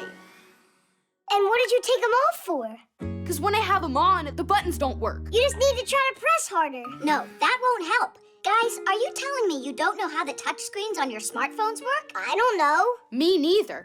How can you not know that? Well, thankfully, you know someone here who knows it all. And you're that someone, right? Yep. Under the glass of a touchscreen, there's electricity flowing that can be conducted through a person's body. When someone touches a phone or a tablet with their finger, some part of the electricity flows into them. People don't feel it because the charge is very weak. But the sensors behind the screen notice this change and send a signal to the device's brain. Now it knows what needs to be done, like answer a call or write a message.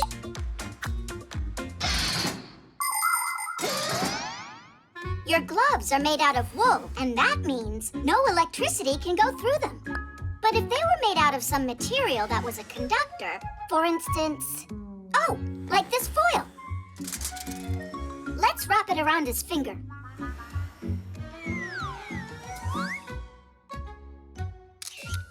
It works with this. I told you, because foil is a conductor of electrical current. But there's nobody who makes gloves out of foil. Actually, Katya, she has gloves that work with her smartphone. And you have someone right here who happens to know it all, including how to make them. Oh, you are incredibly lucky to have me around. We'll cut the foil into thread and make a few stitches with it on your glove's fingertip. So that way it'll conduct current? You got it.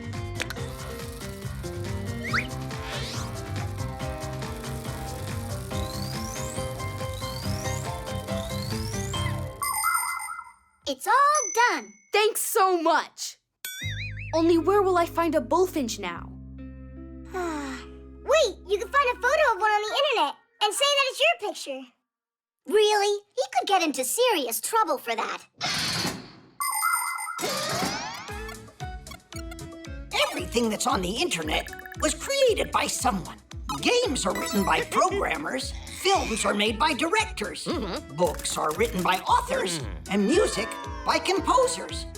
These people are called creators, and for their creations, they are given copyrights. That means that the creators have the right to control how their creations may be used. For instance, when a photographer shares his photos on his webpage, it's not right for someone to just download them and use them somewhere else. And to claim those creations as your own work is simply unacceptable. Before going ahead and using someone else's work, it's better to ask for permission from the creator. The author will be very grateful.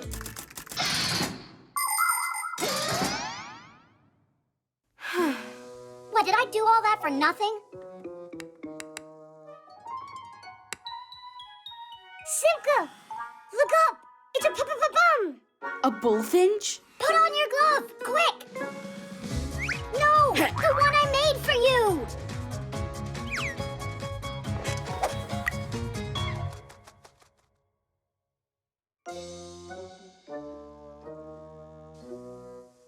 Why'd you scream for me to put a glove on anyway? Want him inside. That was the order of the one who just happens to know everything. Oh, you're right. Actually, I'm so lucky to have her around.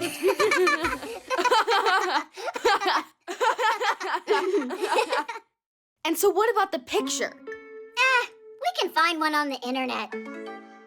Just don't forget to put the photographer's name right under the picture. Trash.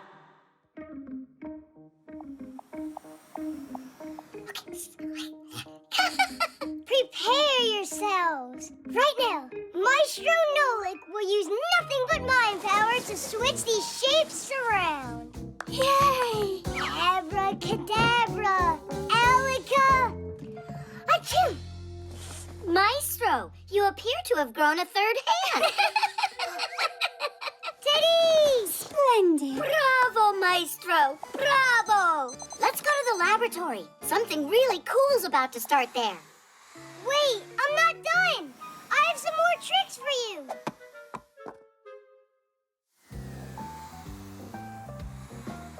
Oh, dear colleagues, so glad you're here. Have a look at my latest invention. It's a mini recycling factory for trash. Are you ready for some magic? You mean a trick? Professor, your report. Oh, there's so much trash in here. Professor Eugenius, why don't I throw it out? Stop out of this trash, as you call it, Elisa. We can create wondrous new things. Again, you've made a mess in here.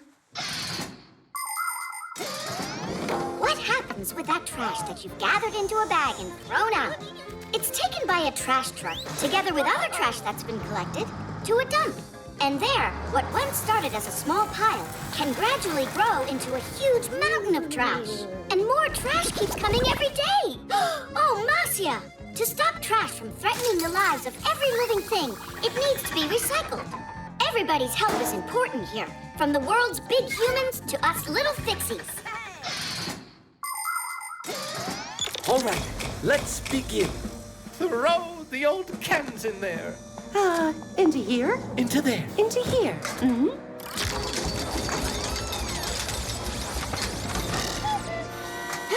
Splendid. You see, the machine recycled the old metal can into a new shiny one. What a silly trick. Oh, quiet. I'm telling you, he had the new can planted in there. It's time for glass. All right, Elisa, go on. Into here? Into there, Elisa. Into here. It's that sweet little vase that you went and dropped yesterday. It's like new again. He glued it together, no doubt. You don't know anything about it. And now, Elisa, I want you to load my report into there. No, Professor. I will make the sacrifice for science. Oh. 1 second. Wait, I got it. What do you think, Elisa?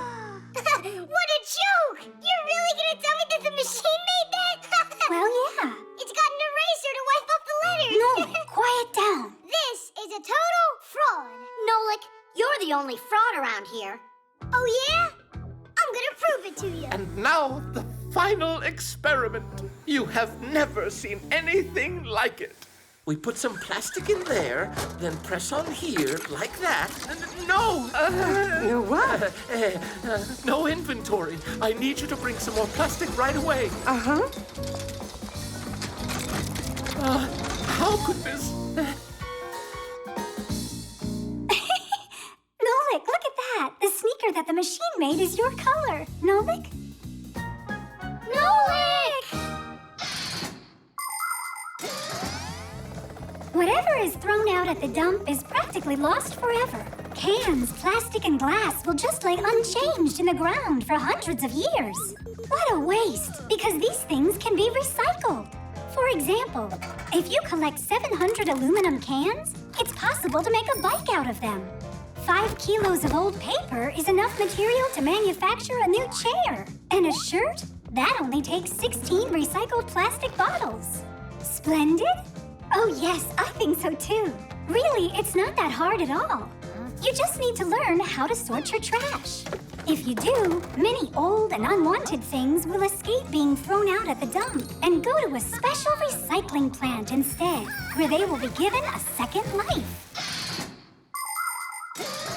No, he couldn't have flown in. I saw him, I'm sure. Nolik, please come out. I promise I'm never gonna call you a fraud ever again. Nolik! I'm here, don't worry. Oh, Nolik, you're okay. Nolik! Ooh. Oh, Nolik, you really scared us. You're alive. I couldn't find anything at all in there. No cans, no vases. There wasn't even any toilet paper. And you didn't believe it. Professor, how do you do it? You know, I With his mind power. How did you know that? Hide and seek. -18 plus 32, all multiplied by 16 to the 5th power. Simco! Let's play hide and seek, huh? You promised you'd play today. No, not now. Yeah. Could you play just one round? And then when we're done, you can go back to your math. Why don't you ask Buggy to play? If you want, I can go look for you, and you can go and hide. To find the area of a triangle, wait a second, you need to know... You're the one that told me you gotta keep your promises. And now you're staring at your Fixie tab. All right, let's check. If your base is 20 and your height's 8, then the area of the triangle's... Get up, quickly! Nolik, what's wrong? Didn't you hear it? There was a boom over in the kitchen. Well, I didn't hear anything booming. Well, it did, and Papa said you need to go there right now. You wait here. I'll hold it for you. All right, Simka, you and I are playing hide and seek. When Fixies come face to face with a human, they turn themselves into screws, or just find a place to hide. Fixie kids are taught to do this at home and at school. However, some Fixie kids also try hiding when they're not prepared for their class.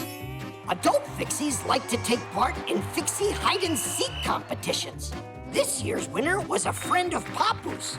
He stayed hidden for so long that he ran out of power and turned into a screw without even wanting to. Humans also like to play hide-and-seek.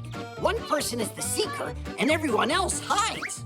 Or it can be played with only one person hiding and everyone else looking for him. Whoever finds him starts hiding with him until only one seeker remains. Then the game starts all over again.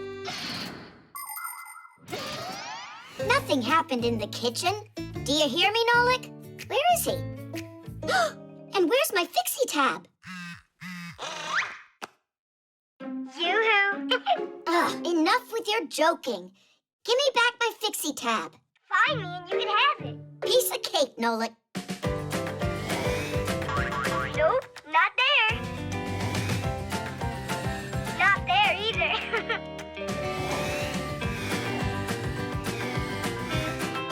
Want a hint? How about we play You're on Fire? You're really cold. Ooh, you're freezing.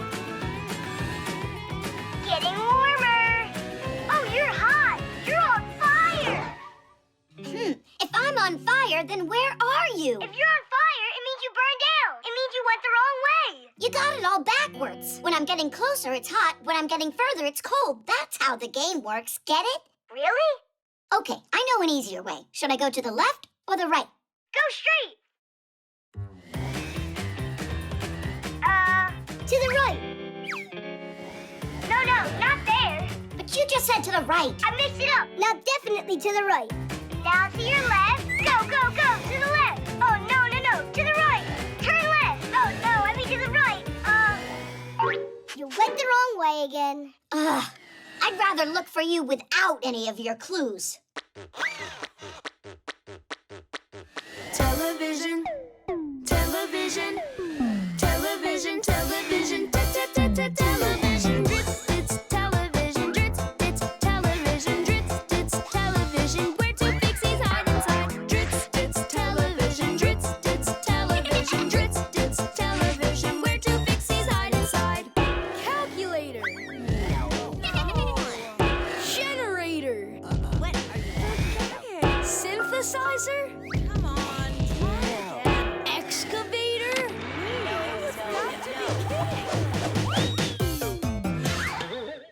So, do you give up or what? That means I won that round, and that you're the one that's still it. There was no round. Got that? Now you give me back my Fixie tab. Calm down, I'll give it to you. Oh, I don't have it with me. Is this a joke? Your tab's right out in the hallway. In Tom Thomas's right sneaker. That's where I was hiding. Chusaka, no! Simka, don't do it. She'll try to eat us. And who had the bright idea of hiding in a sneaker? Hold on. Did you say it's inside the right one? Well, yeah. Oh, it was in the left? I went and mixed it all up again. Yeah. It looks like I gotta teach you left from right. Try to remember, this is my left side, and this one's my right. The computer.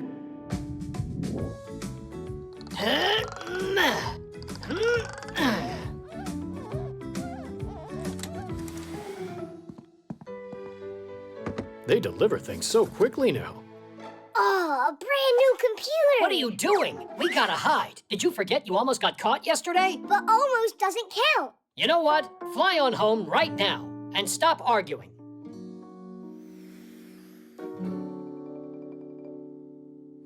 Here goes.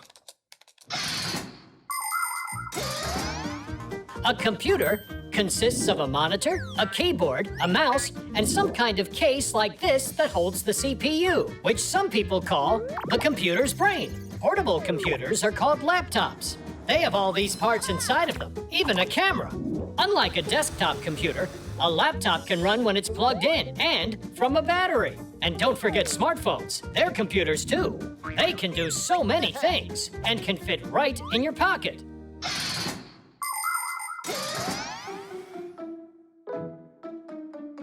No, my pack-a-mat.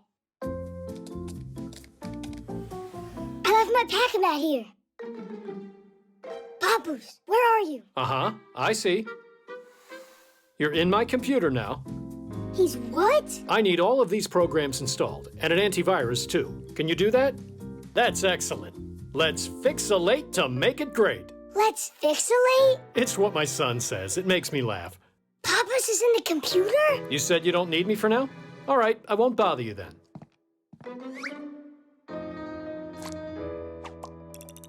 Oh, Papoose. Nolik, how come you're still here? And how come you were talking with Tom Thomas's dad? I what? Fixies don't interact with humans. Besides, I was here the whole time. Then who's in the computer? Marcia! I haven't seen her all day today. We gotta get her out of there. Uh-huh, let me look. Let's save it in here. I don't believe my eyes. Hey, what's up? Shh. Marcia? Yeah? And what's going on here? Were you just talking to him? What was I thinking? Simca! She's inside the computer. She's talking to Tom Thomas's dad. Don't say that. Come see for yourself. That girl's getting grounded. What girl? Simca, you're here. Well, yeah. Is, something wrong? There's one of us stuck in that computer and they can't get out. Look! But we're all here with you. Where is Grandpoo's at? You're right. It's Grandpoo's in there. That's who. Tom Thomas's dad caught him, locked him inside of there, and made him his slave. Oh. Are you certain? Quite. Grandpoos has to be rescued. Follow me. Grandpoos! What happened here? We thought they captured you and put you in that laptop. But I'm here. What are you talking about? Yes, Nolik. We don't understand what this is all about either. I just figured it out. It's not a fixie in there. It's a remote technician. Oh, did we get fooled? A remote technician? If you've got a broken computer, it needs to be taken to a repair shop. But if you need help downloading an update, removing a virus, or figuring out some other problem, it can be more convenient to talk to an expert that works remotely, which means from another location. The technician can help you no matter how far away you are. All that you need is a solid internet connection. Now the expert can control your computer and do whatever's needed, as if he's sitting right in front of it. For instance, he can make the computer run smoother or get a program working properly.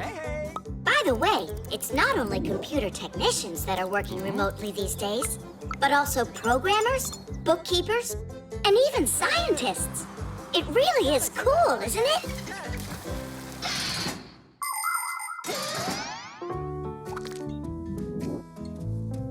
This is great. It's all done. Thank you so much for your help. Actually, I have one more question. A fixie slave in the computer. Who came up with such a foolish idea? Why are you looking at me? You should blame Tom Thomas's dad. He's the one who called tech support.